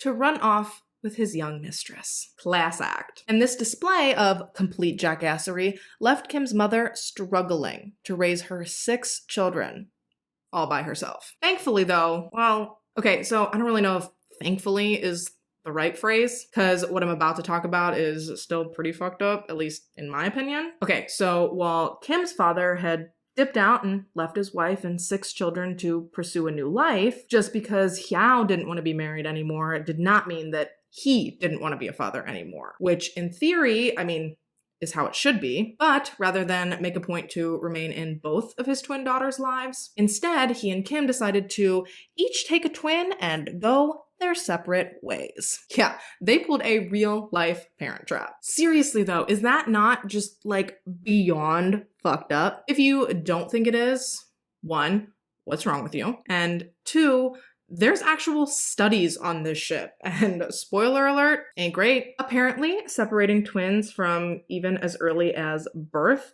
can create anxiety and fear in the twins, and ultimately it can have negative implications throughout their entire life. Yeah, turns out the odds of them reuniting at summer camp and living happily ever after, not in your favor. Evidently, if you separate twins, turns out it's much more likely that you're gonna fuck them right up. Hence why we find ourselves here today, discussing this very story. Kim and Hyao each took a twin. Kim took Sunny and Hyao took Gina. And for the next few years, the girls had no idea that the other one existed. Yeah, they weren't reunited or reintroduced, however you want to look at it, until they were 3 years old when Kim petitioned for and was granted sole custody of both girls. Which, again, kind of sounds good, but now you've separated these girls, gotten them accustomed to living alone with one parent. They've spent their entire lives with a one-on-one parenting relationship, and now just out of the blue, Gina is stripped away from her father, the only parent she's ever truly known. She's yoinked away from him, thrust into what feels like a completely new family in the blink of an eye, and is now competing for attention from a parent she doesn't even know. That's gonna be a swing and a miss on trying not to fuck these kids up, guys. Because now, not only are they left with their lives completely flipped upside down, just thrown without warning into a violently opposing family dynamic than they've been used to their whole lives, but now they're also left knowing, as they grow up, that at one point, their parents essentially chose their favorite twin. Talk about a self-esteem crusher. I mean, my sister and I joke around about who our parents' favorite is, but obviously we know it's all in good fun. We both know deep down it's me. Kidding, obviously. And I have to assume that most siblings have joked around about being their parents' favorite at one time or another, but to know for a fact that your parents had chosen their favorite child and in doing so willingly forfeited a relationship with the other, that can't make you feel good. I looked into it, and parental favoritism, much like separating twins at birth, can have truly damaging effects on a child's psyche. And we're talking long term. Apparently, parental favoritism can lead to the non-favored child experiencing low self-worth and value. They feel inadequate and rejected, and they can feel like they're not even genuinely worthy of love or affection. And all of these effects can bleed over into their adult life, negatively impacting job performance and interpersonal relationships, because your parental relationship sets the foundation for what you expect out of future relationships. So even though both twins did go through the same thing as far as being chosen by one and subsequently separated from the other parent, this all seemed to have a much more devastating effect on Gina than it did on Sunny. And in my opinion, that makes sense because not only did she ultimately end up with the parent that didn't initially choose her, but Sunny, even though it was only by like 2 minutes, was technically the older sibling. And because of this, there was an additional layer of perceived favoritism given to Sunny from Kim. And naturally, over time, this led Gina to really envy Sunny. And over time, this morphed into a very competitive sibling rivalry between the girls. So I think we can all agree that this ain't starting off great, and as if life hadn't thrown these poor girls enough curveballs up to this point, shortly after the whole custody switch up and the girls were uniting under the care of solely their mother, Kim decided to pack up she and the girls' lives and move 6,000 miles across the world to emigrate from South Korea to live in the United States. Orange County, California, to be exact. Unfortunately, though, this move did not serve as the fresh start or step in the right direction that I have to assume Kim thought that it would. Rather, she really struggled to support her daughters. She struggled to hold on to a job. She struggled to hold on to numerous romantic relationships. And seemingly most detrimental, she struggled with a very serious gambling addiction. Kim would spend her days at the casino, often completely neglecting her role as a mother to Sunny and Gina. And then, sadly, on the rare occasions that Kim actually was home with the girls, things were volatile, unpredictable, and often just downright abusive. And more often than not, Gina felt as though she bore the brunt of Kim's anger. We've already established that Sunny was obviously Kim's favorite, so of course when she comes home furious that her boyfriend dumped her or enraged that she'd lost a bunch of money at the casino that day, who's she gonna take it out on? Certainly not her golden child, thus resulting in things being significantly more tumultuous between Kim and Gina than things were between Kim and Sunny. However, with their home life being so incredibly unstable, Sunny and Gina really seemed to do their best to put aside their growing rivalry. Out of pure necessity, they latched onto one another in an effort to kind of band together against the chaos they seemed to be entangled in. As Kim's gambling addiction worsened and her mental health continued to deteriorate, Sunny and Gina actually bounced around and in and out of a couple different group homes until in 1990 they were sent to live indefinitely with their aunt and uncle in Campo, California. And not surprisingly, once the girls were somewhere that was actually stable, they flourished quickly. They were beautiful, they were smart, their peers really seemed drawn to them. I mean, you would think that this would be a turning point in the story, which, to be fair, I guess it is, but I have a feeling it ain't gonna be turning in the direction you'd like to think. Nope, because now that the girls' basic needs were being met, they didn't have to get along just to survive anymore. It was no longer necessary for them to put their sibling rivalry aside and support one another. And y'all, their rivalry and competition with one another came back with a vengeance. All of a sudden, they found themselves competing once again for everything. They competed over grades, boys, friends, you name it. Each girl was desperate to outdo the other. Sure, they mostly got along in public, but behind closed doors, ooh, girl, shit got ugly. And we're not talking your average sibling bickering. No.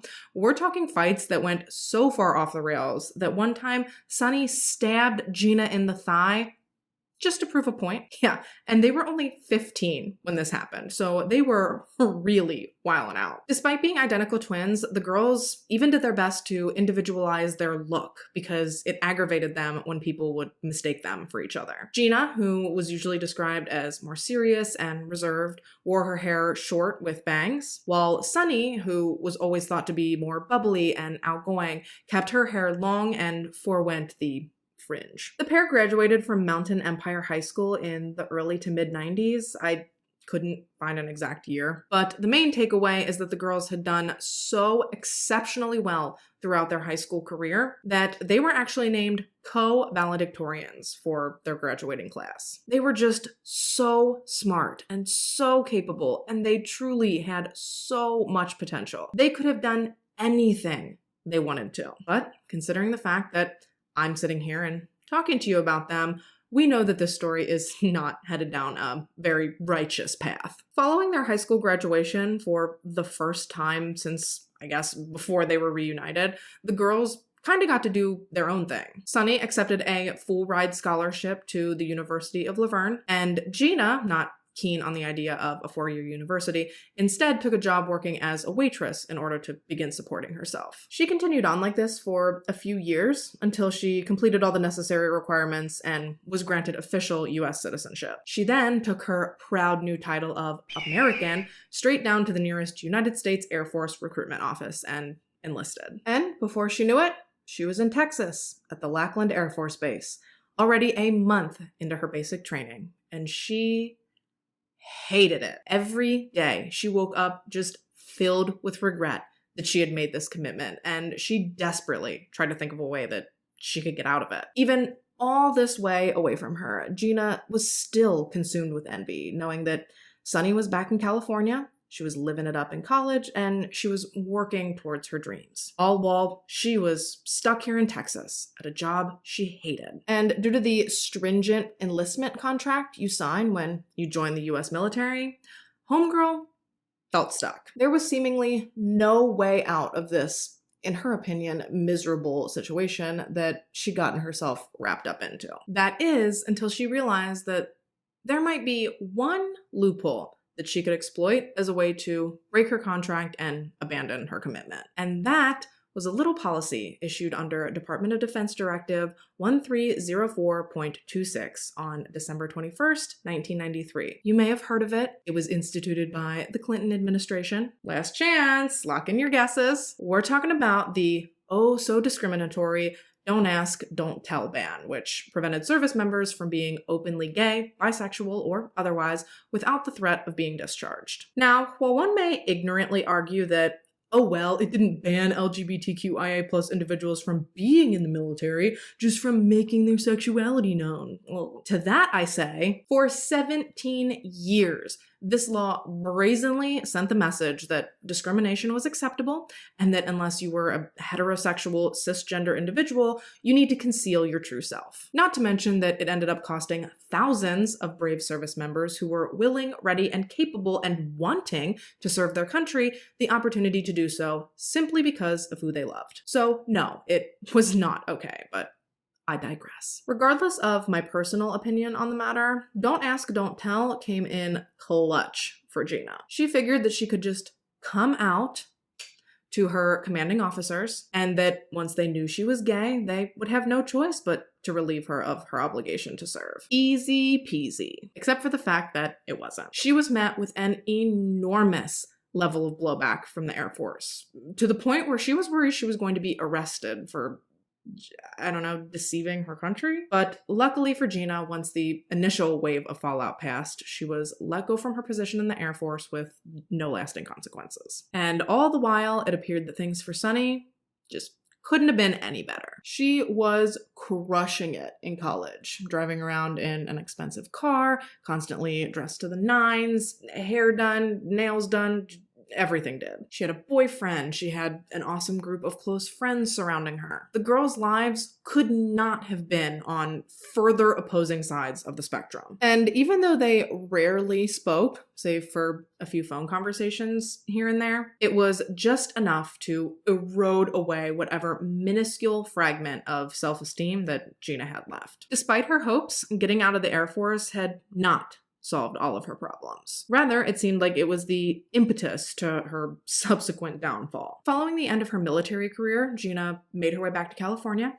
where she ended up taking a job as a blackjack dealer at the Barona Resort and Casino in Lakeside. And given that some people may have a genetic predisposition to addiction, I think you can see where this is headed. Just as her mother had all those years ago, Gina too developed a very destructive gambling habit. It started with gambling away her tips at the end of her shifts, which then escalated into gambling away hundreds of dollars at a time, until eventually Gina drained her life savings. I think somewhere around like $3,000 or $4,000. Like that, she lost it all. But if we know anything about addiction, it's that it certainly doesn't stop when the money runs out. Nope, instead that's usually when, out of desperation, the person who's struggling begins to do things that they would likely never do otherwise. Like, I don't know, maybe stealing from friends and family, which just so happens to be exactly what Gina did. In fact, by 1996, she had stolen upwards of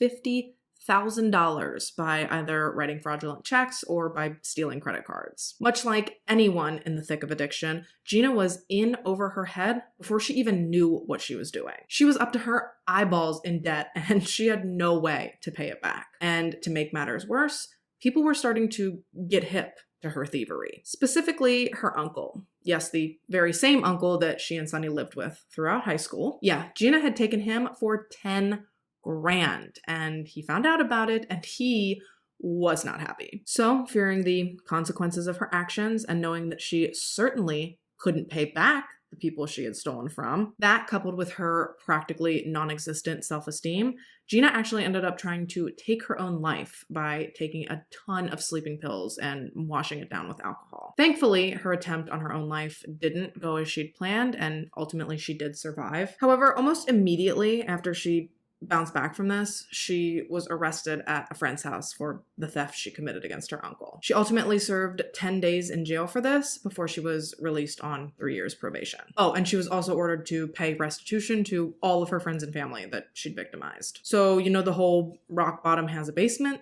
thing? Yeah, that's about where Gina found herself at this point in her life.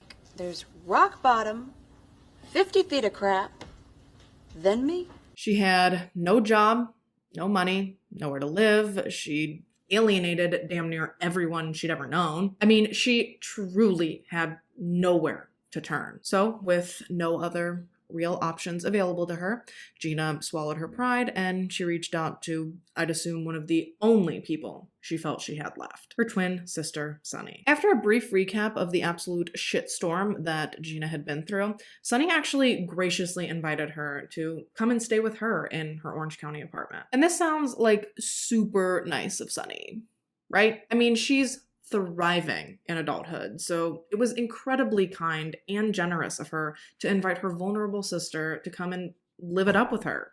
Yeah? Well, if we've learned anything throughout our time together, it's that if you're being featured on my channel and your life looks perfect from the outside looking in, the reality likely is that shit is a mess. And that's precisely what Sunny was actually dealing with. Basically, from the moment Sunny stepped foot onto her university campus, she felt as though she was beneath her fellow classmates. Laverne's student body was made up of primarily wealthy kids from Los Angeles, and because Sunny was there on a scholarship and she wasn't born with a silver spoon in her mouth, she felt immense pressure to feign the same level of wealth that her peers seemed to come from. She was desperate to fit in, to look and to act exactly like her fellow classmates. She actually ended up putting more time and effort into looking and acting the part than she did into her academics, causing her grades to suffer significantly until she actually lost her scholarship and was forced to leave the university. She did try and pick her studies back up at the local community college. However, she just could not seem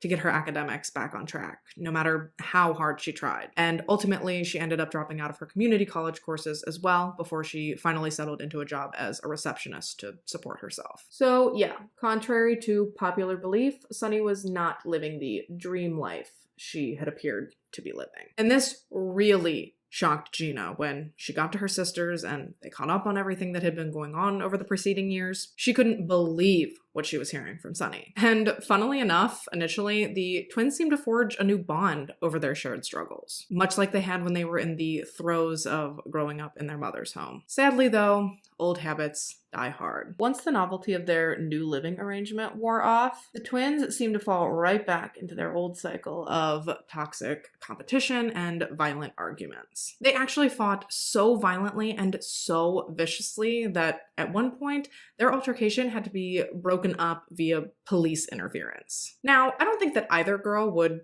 claim they were innocent in that particular situation, so it was quite shocking to Gina when that visit from police ended with Sunny in cuffs and being hauled off to jail. And this arrest actually had nothing to do with this fight. Rather, Sunny was headed to the big house to face consequences of her own credit card fraud. Yep, the once deemed golden child, back while trying to play rich in college, had racked up close to $1,500 in fraudulent credit card purchases. And then, talk about delusional, Sunny was pissed at Gina for this. She thought it was Gina's fault that she'd been arrested because it was her fight with Gina that had gotten the cops called, and that was what ultimately resulted in her being arrested. She even called Gina from jail and screamed at her, telling her that as soon as she got home, she was going to kick her out. Now, obviously, it was not Gina's fault that Sunny got arrested. Sunny got arrested because of Sunny's actions. Just because she'd managed to evade the warrant up to that point did not shift the blame. Sorry. But that said, Gina wasn't an angel in all this either. She was pissed that her sister would have the audacity to kick her out, knowing damn well she had nowhere else to go. So in all her anger towards Sunny, for Sunny's misplaced anger towards her, Gina decided to get revenge by stealing Sunny's ID, credit cards, and car, going on a shopping spree. Are we kidding with this? Nope, she sure was not. And not only did she steal from her sister, but she also drove Sunny's car to San Diego, to her ex-boyfriend's house, where she proceeded to steal a bunch of checks. What did Einstein say? Insanity is doing the same thing over and over and expecting different results. Bitch, this is insanity. How are you about to be on probation for theft and then just go out and commit a bunch more theft? I'm getting a headache. You know what? Actually, I'm going to take my break, throw on my lashes, take a fucking Excedrin, and when we come back, the consequences of Gina's actions. Don't go nowhere. Okay, so we're back.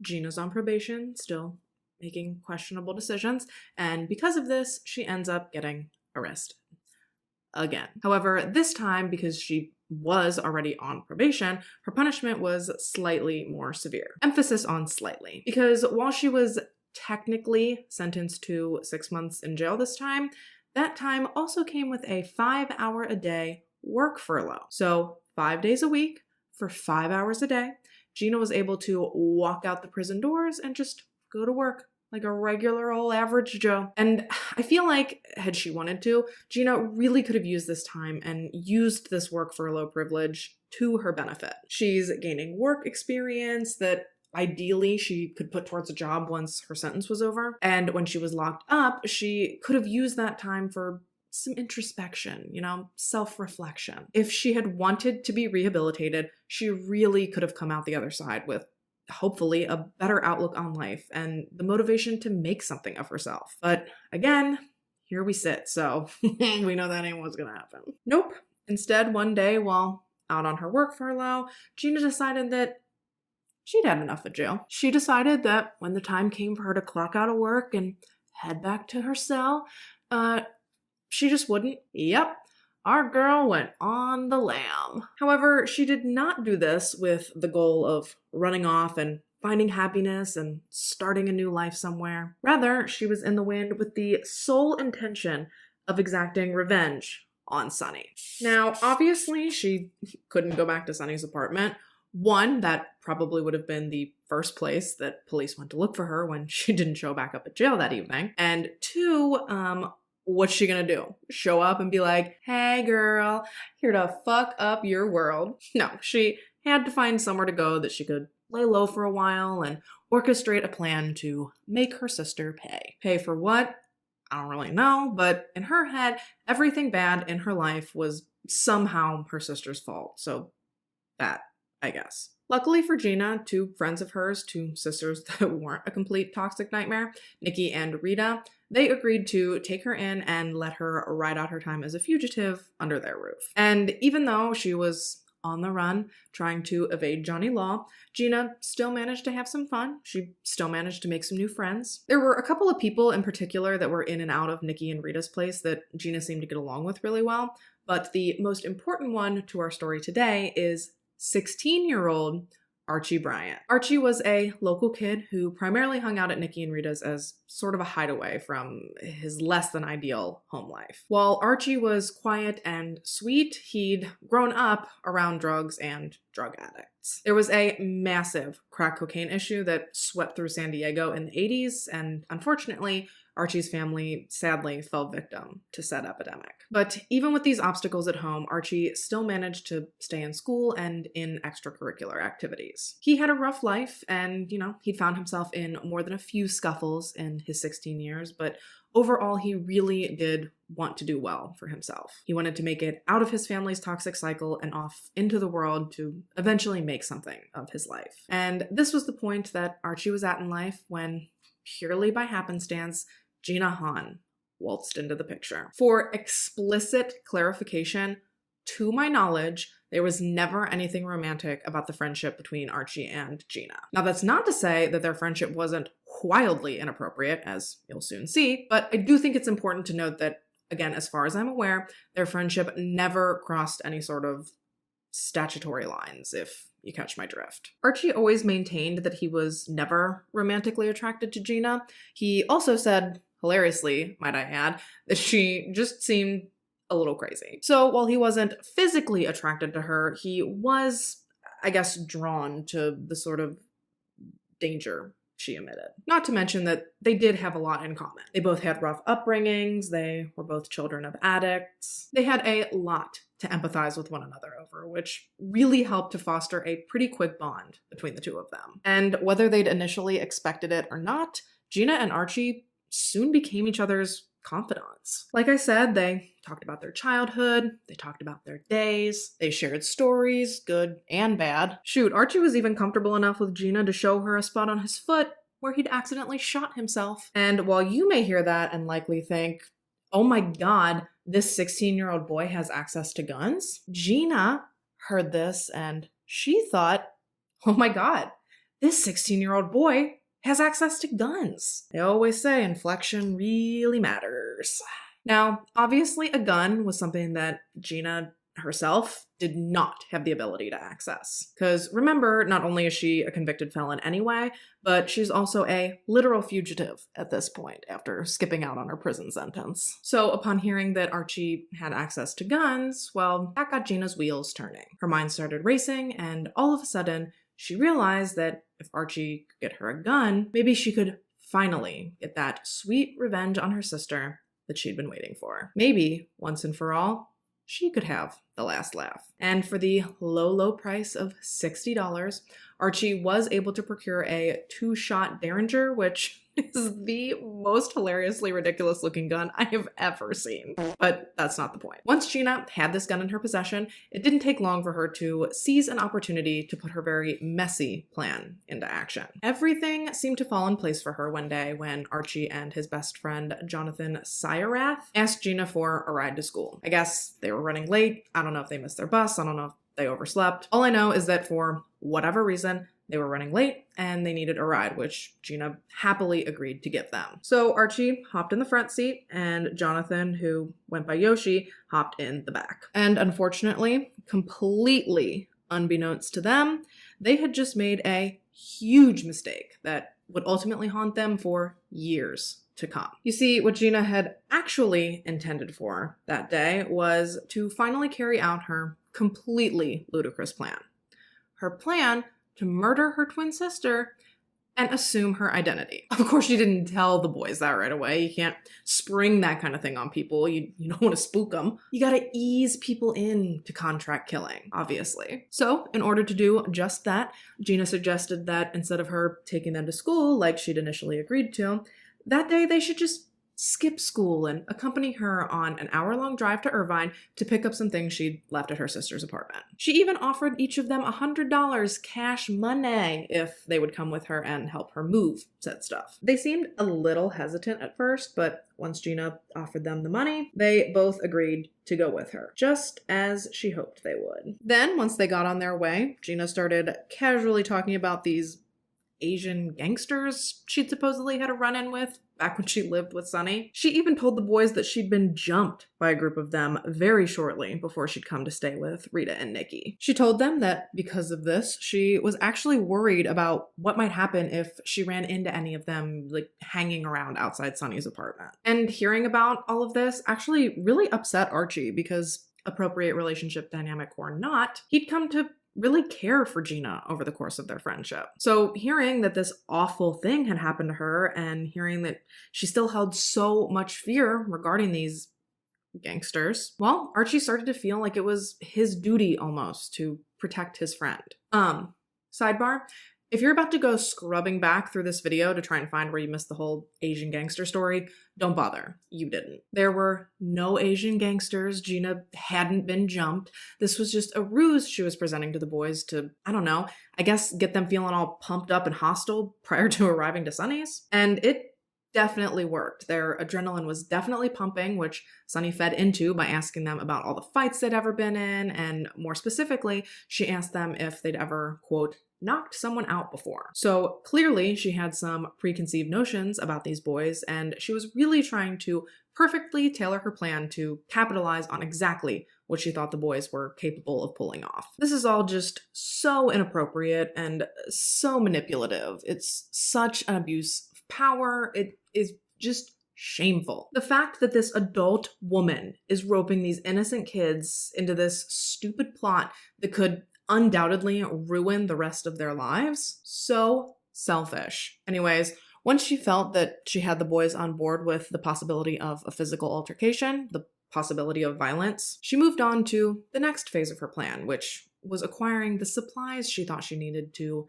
get the job done. Once in Irvine, the trio stopped at a grocery store where Gina filled her basket with duct tape, twine, gloves, and a potato. And when the boys asked her about this incredibly odd assortment of items, Gina just explained to them that these were the things she needed to have on her in the event that they did run into that Asian gang. Which, personally, I've got some questions, but evidently Archie and Yoshi did not, because when she explained that to them, they were just like, yeah, okay. But to be fair, it's not like you can really blame them for believing her. They were 16. Their brains weren't even fully developed yet. A lot of times when you're a kid and an adult tells you something, you just believe it. I mean, how many of y'all learned way later in life than you'd care to admit that if you turned the interior light of a car on while driving at night, you in fact were not committing a Class A felony? Because I know my mom had me convinced one time when we were driving to Florida that if I dared turn on the interior light, there would be SWAT teams and one of those Hannibal Lecter transport rigs waiting for me the second my little second grade sneakers touched down on that Disney World pavement. And then I just blindly believed it. For years. Never questioned it, never gave it a single skeptical thought, just took her word for it. All this to say, please reserve your judgment on Archie and Yoshi, and remember that while they certainly are not innocent in this story, they were fully and purposefully manipulated by a grown woman who preyed on their vulnerabilities and their teenage ignorance. Following their shopping trip, next our trio made their way to the San Joaquin Marsh, and while there, they attached the potato to the gun and they played target practice. I'm sorry. I'm laughing because the image I have in my head is just so incredibly ridiculous. I mean, the gun already looks like it came out of a fucking cartoon, and then you're gonna cram a potato on the front of it? Absurd. I guess the potato was meant to serve as a silencer of sorts, which they determined did work after they fired the gun at the marsh. That said, remember, this gun only held 2 bullets. So I don't think they were at the marsh for too terribly long. And once they did pack up and leave, that is when they finally made their way to the San Marco apartments where Sonny lived. They pulled up, they parked, and they simply waited. They waited until they saw someone making their way towards leaving the building, which is when Gina ran up and caught the door. I guess the building had like a security door at the front to keep people who didn't have any reason to be there out. You know, like people trying to kill their sister. But sneaky Gina, she managed to make her way into the building and straight to the leasing office, where she impersonated her sister and tried to get the manager to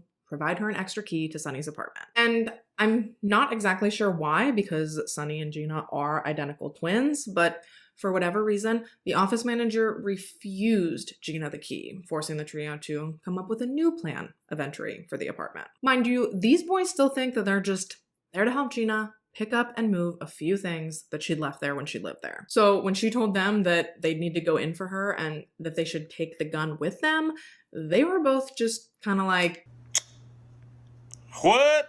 which is understandable. The fuck I need a gun for to go in and grab some clothes, some books, and like a coffee mug? The boys were not having it. Archie, in particular, was vehemently against involving the gun. And sensing that she was losing control over the situation, Gina first reminded the boys that she was intending to pay them for their help, and then she just came out and flat out asked Archie if he had ever killed anyone before. Clearly confused by her line of questioning, Gina then went on to ask him if he would do what she'd been planning on him doing all along. She looked him square in the eyes, no holds barred, and asked him if he would kill her sister. Seriously?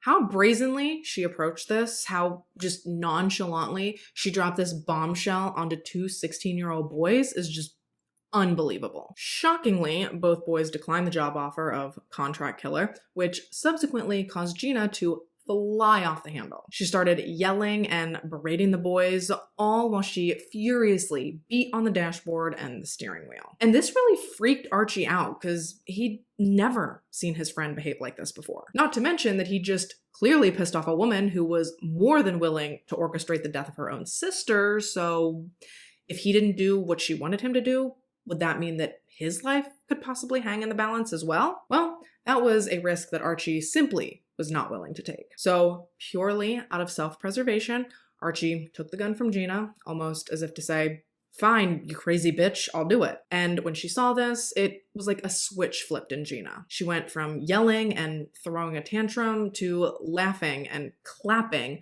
like an actual lunatic. Honestly, the mental image of that gives me the willies. Little did Gina know, though, that Archie had absolutely no intentions of actually following through on this commitment. Rather, his goal was to placate Gina by going in and scaring Sonny, getting Gina's stuff, and then getting the hell out of Dodge. He hoped that once she had her stuff back, she'd get over the whole, murder thing, and that everything would kind of just inevitably blow over. So in order to get into the apartment and execute his version of the plan, Archie and Yoshi agreed at Gina's behest to pose as magazine salesmen. Gina drove he and Yoshi to the store. They picked out some magazines, mainly like Vogue or Cosmopolitan, things that were supposed to be marketed towards women. Then they headed back to the apartment building, and once they were there, Gina reiterated to the boys exactly how she wanted things to play out. She wanted them to barge into the apartment, threaten Sonny with the gun prior to tying her up with the twine and duct taping her mouth so that she couldn't get away or scream. The boys agreed, and with their magazines in hand, they headed into the building full of adrenaline and full of anxiety. They made their way to Sonny's apartment, knocked on the door, and they were met in response by Sonny's 19-year-old roommate, Helen Kim. While the boys tried to, kind of like case the inside of the apartment and determine their best course of action, they asked Helen if she wanted to buy some magazines, which she declined. And then before they could really even get a lay of the land or even determine if Helen was Sonny or if Sonny was even there, Helen just closed the door, leaving the boys confused as to what their next move should be. So Archie ran back to the car and he explained to Gina what had happened.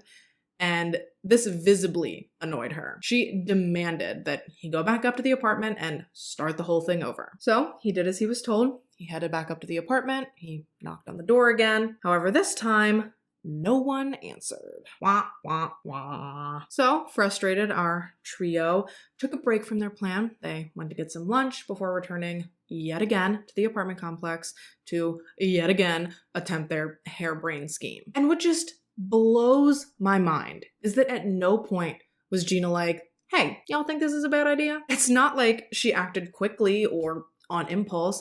This was a damn near all day endeavor. And never once did she think maybe she should just turn around and abort this mission. Like, that is just crazy to me. This is what, like the fourth attempt? What a mess. But I guess you know what they say. If at first you don't succeed, dust yourself up and try again, try again. Thank you, I'll be here all night. And that is exactly what Yoshi and Archie did. They headed back up to Sunny's apartment.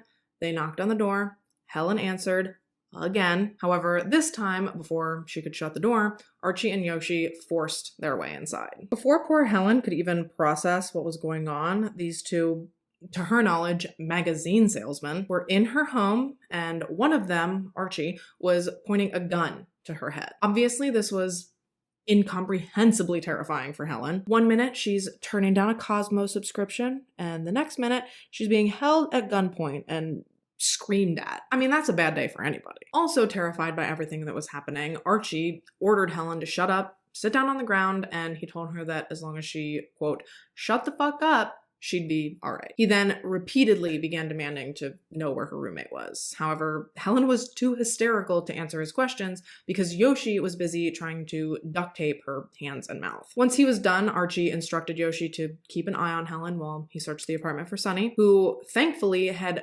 just been stepping out of the shower when Archie and Yoshi busted in and started yelling. So before they'd gotten a chance to start searching the place, she'd actually managed to call 911 and report what was happening. I'm not sure exactly how much Sunny was able to convey over her 911 call prior to Archie discovering her, but I do know that she did get connected to an operator, and I know that she was able to get across at least the gist. But before she could go into too much detail, Archie burst in the bathroom, put the gun to Sunny's head, and demanded to know if she'd been on the phone with police. Obviously, Sunny lied and said no, which seemed to put Archie slightly at ease, but he still proceeded to bind and gag her. But he took his duct tape usage way further than Yoshi had. He basically fully encased Sunny's head in duct tape, only leaving her nose free so that she could still breathe. Later, the boys went on to explain that everything they were doing was just things they'd seen bad guys do in movies, and that although it looked like they had a handle on the situation, they did not. And deep down, they were every bit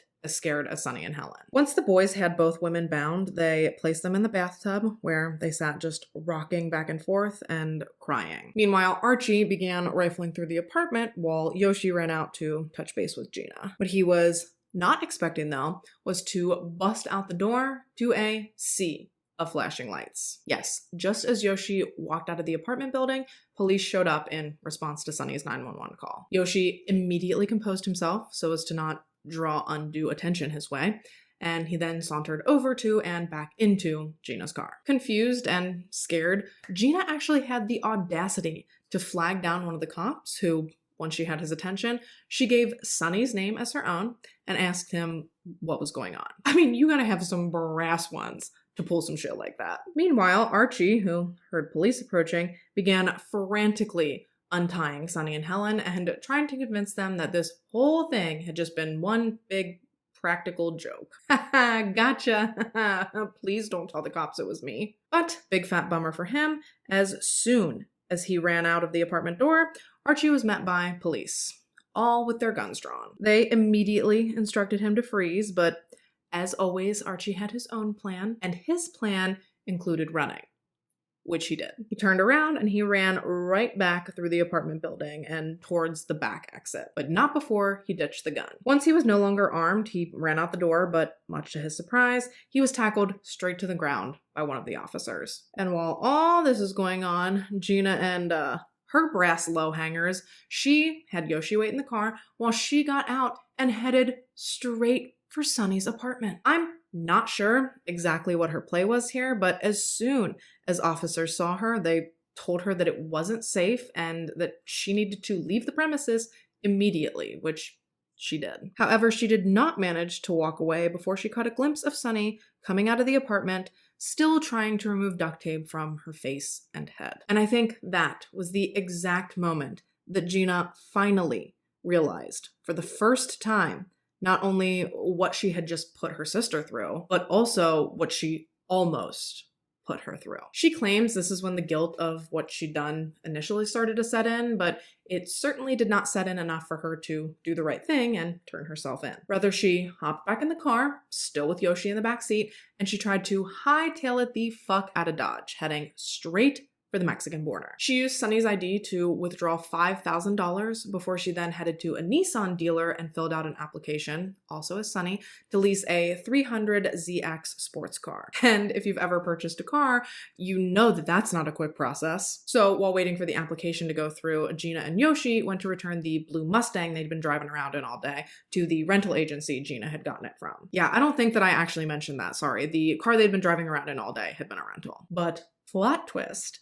when she and Yoshi pulled into the parking lot of the rental agency, officers from the San Diego Police Department were already there waiting for them. Gina tried to play innocent, she tried to play dumb, she even tried to play Sunny again. But as soon as they found a bullet casing matching the weapon used in the false imprisonment that day, well, the story kind of unraveled from there. Not to mention that Archie had already been speaking to police and had already confirmed to them who Gina was and that she had taken he and Yoshi to the apartment that day to kill her sister. Sunny was absolutely gobsmacked to learn that her sister was actually the mastermind behind what had happened to her that day. She didn't even know Gina was out of prison, so to hear not only that she'd escaped her incarceration, but also that she'd tried to have her killed, she was definitely more than a little taken back. Gina was ultimately tried for a conspiracy to commit murder, burglary, possession of a firearm, and false imprisonment. She was found guilty in early 1998, and on May 8th, 1998, she was sentenced to 26 years in prison. Now, you may be surprised to learn that Gina actually had a lot of support during her trial, mainly from the local Korean American community. They were horrified by Gina's sentence, and they actually wrote letters begging for more leniency, stating that fighting with siblings was just part of Korean culture. And while I cannot speak on Korean culture because I am American, I can say that in America, it's also common to fight with your siblings. However, it is not common to hire teen boys to have them killed. I mean, my sister and I spent 18 years at each other's throats about everything. But even in the thick of our worst fights, never in my wildest dreams would I have actually wanted anything bad to happen to her. Then, one day out of nowhere, I realized, this broad's all right. And now we're incredibly codependent best friends. So anyways, way off topic. The girl's mom also shockingly came out of the woodwork in support of Gina, writing a letter to the judge stating that she bears the responsibility for her daughter's actions because she abandoned them at such a young age. Verbatim, her letter reads, "I believe that Gina would not have committed such a crime had I done my duty in raising her as a responsible young adult. Had I been able to raise my two girls in a more stable family environment, things would not have gone this far out of control." And I was actually really surprised by this because she'd spent the girl's entire life fawning over Sunny and making Gina feel inferior. So the fact that she would only show Gina support after she tried to orchestrate to have Sunny killed, I mean, I don't know about you, but I didn't see it coming, personally. Following the announcement of her guilty verdict, Gina began stashing away acetaminophen that she procured from the inmate store. I know it's called commissary, but I feel like I hear prison YouTubers and TikTokers call it the store, so just trying to talk the talk. Thankfully, Gina was discovered prior to the effects of the medication becoming fatal, and she was rushed to a medical center in Anaheim, California for medical attention. And what's really crazy is that throughout this whole shitstorm, Sunny actually tried to take her own life as well. Yeah, once the dust had settled and the initial shock of what had happened wore off, Sunny tried to retract anything and everything incriminating she told authorities about her sister. And when that didn't work, on the day that she was scheduled to testify against Gina, she downed 35 sleeping pills. And although she was rushed to the hospital and was resuscitated, Sunny never seemed to get her life back on track. But put a pin in that because we're going to come back to it. Now, for a while following the case, Sunny and Gina's story became a media sensation. I mean, we've seen it and heard it countless times in movies, books, and in TV shows. But the concept of a real-life evil twin, bitch, America was captivated. But just like anything that causes a media sensation, eventually every aspect of the case had been dissected and discussed ad nauseum, and almost just as quickly as the twins were thrust into the spotlight, they faded back to obscurity. During her incarceration, Gina worked towards and obtained a degree in social and behavioral sciences from Feather River College. And even though it took a while, she did finally own up to her involvement in the plot on her sister's life, stating, quote, "At one point, absolutely, I wanted to kill my sister. I hated her. I felt badly betrayed by her, and with my growing rage, I wanted my sister dead. But when she was far enough removed and isolated from their toxic relationship, you know, with time to reflect, Gina seemed to develop genuine remorse for what she'd done to her sister and what she had put her through, stating, quote, "I felt a lot of guilt and shame for my sister's life because I know she's been struggling. Not being able to be there for her and the trauma of my actions my sister had to endure, I know it was hard for her. I feel very, very, very guilty and shameful for what I've done." As alluded to, Sunny had an incredibly difficult time returning to any normal semblance of life following all this. She struggled with her mental health. She struggled to hold down a job. She ultimately ended up feeling forced into sex work to support herself. She had multiple run-ins with the law since her sister's arrest, and to the best of my knowledge, she remains estranged from Gina and the rest of her family to this day. Gina was actually granted parole in either late 2017 or early 2018.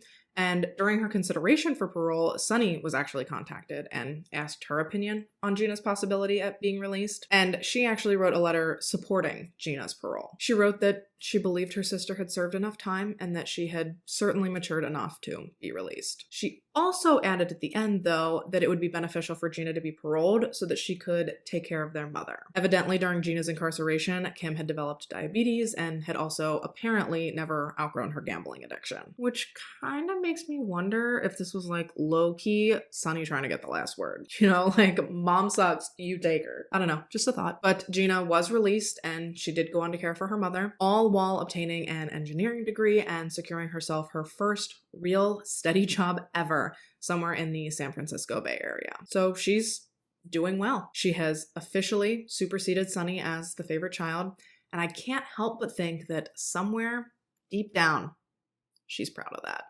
As for Archie and Yoshi, Archie was offered but declined a plea deal, ultimately serving 14 years for first-degree burglary and false imprisonment. He served his time with few issues and was subsequently released on parole. As far as I could find, he's doing well. He's got a family, he's got a job, and hopefully he was able to put this whole kerfuffle far, far in his past. And Yoshi, on the other hand, pleaded guilty to his involvement and in return was only sentenced to 4 years in prison. And yeah, I think that actually about wraps us up for today. Let me know your thoughts on this case in the comments down below. Did you ever hire any wayward teen boys to try and kill your siblings? Obviously, I'm kidding, but god damn, was this story not banana nut muffin crazy? I have just so many conflicting emotions. I'm so glad that Sunny didn't end up dead, but it's also so sad that her life seems to have fallen so far apart after all of this. And then I'm happy that Gina got her shit together, was actually rehabilitated, and she went on to make something of herself. I don't know. Obviously, they were so incredibly toxic to one another,